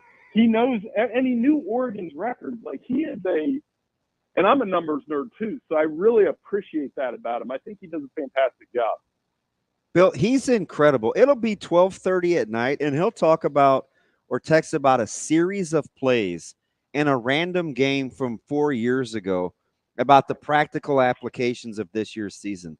His ability to just grind and be like a student and need more knowledge is incredible. His capacity to work is high. Yeah, and if he wasn't coaching, I think he'd be doing what I do, or let the Pro Football Focus guys do. He's so good with that. Like, and the other coach in the Big Ten that's good at that is you'll talk to Kirk Ferentz, and he will be like on the podium and say, "Well, in 1987, we had a 3rd and 8 at Minnesota, and we threw the ball to the left." And I'm like, these guys know that, and Matt Vrzal has that in him. I think he won the press conference, no doubt. He talked about the turnover margin, which I'm sure you guys talk about all the time. I think one of the things I asked him was, how do you coach that? How do you fix that? And he made it a point to say the turnovers weren't unlucky. So you have to find ways not, I was like, sometimes you have a turnover that's unlucky, but he said a lot of them were on us. So they do need to protect the football. If they switch that turnover margin around, some of the other questions will answer themselves. And obviously that comes down to quarterback as well. It is an interesting thing to see this all happen in Nebraska, doubling down also on the Colorado game. There might be a reunion from a team that was pretty good 30 years ago that night. So Lincoln will be buzzing a little bit, but that step up in quarterback, Nebraska having a chance to get in with the Raiola kid, thankfully through legacy, that dividend has to get paid. But I think the onus really falls on how much evolution they've had in their offensive line, because if you don't protect him, it doesn't matter how good he is as a talent if he's running for his life in 2.2 seconds after every play. So that's something fascinating I'm going to be watching, is how that evolution of Matt Vrzal's culture and program kind of go in there, and they want to play that hard-nosed football. So that'll be something that I'm watching. I wonder what's something you want to see out of Nebraska to kind of see that they've taken the next steps moving forward.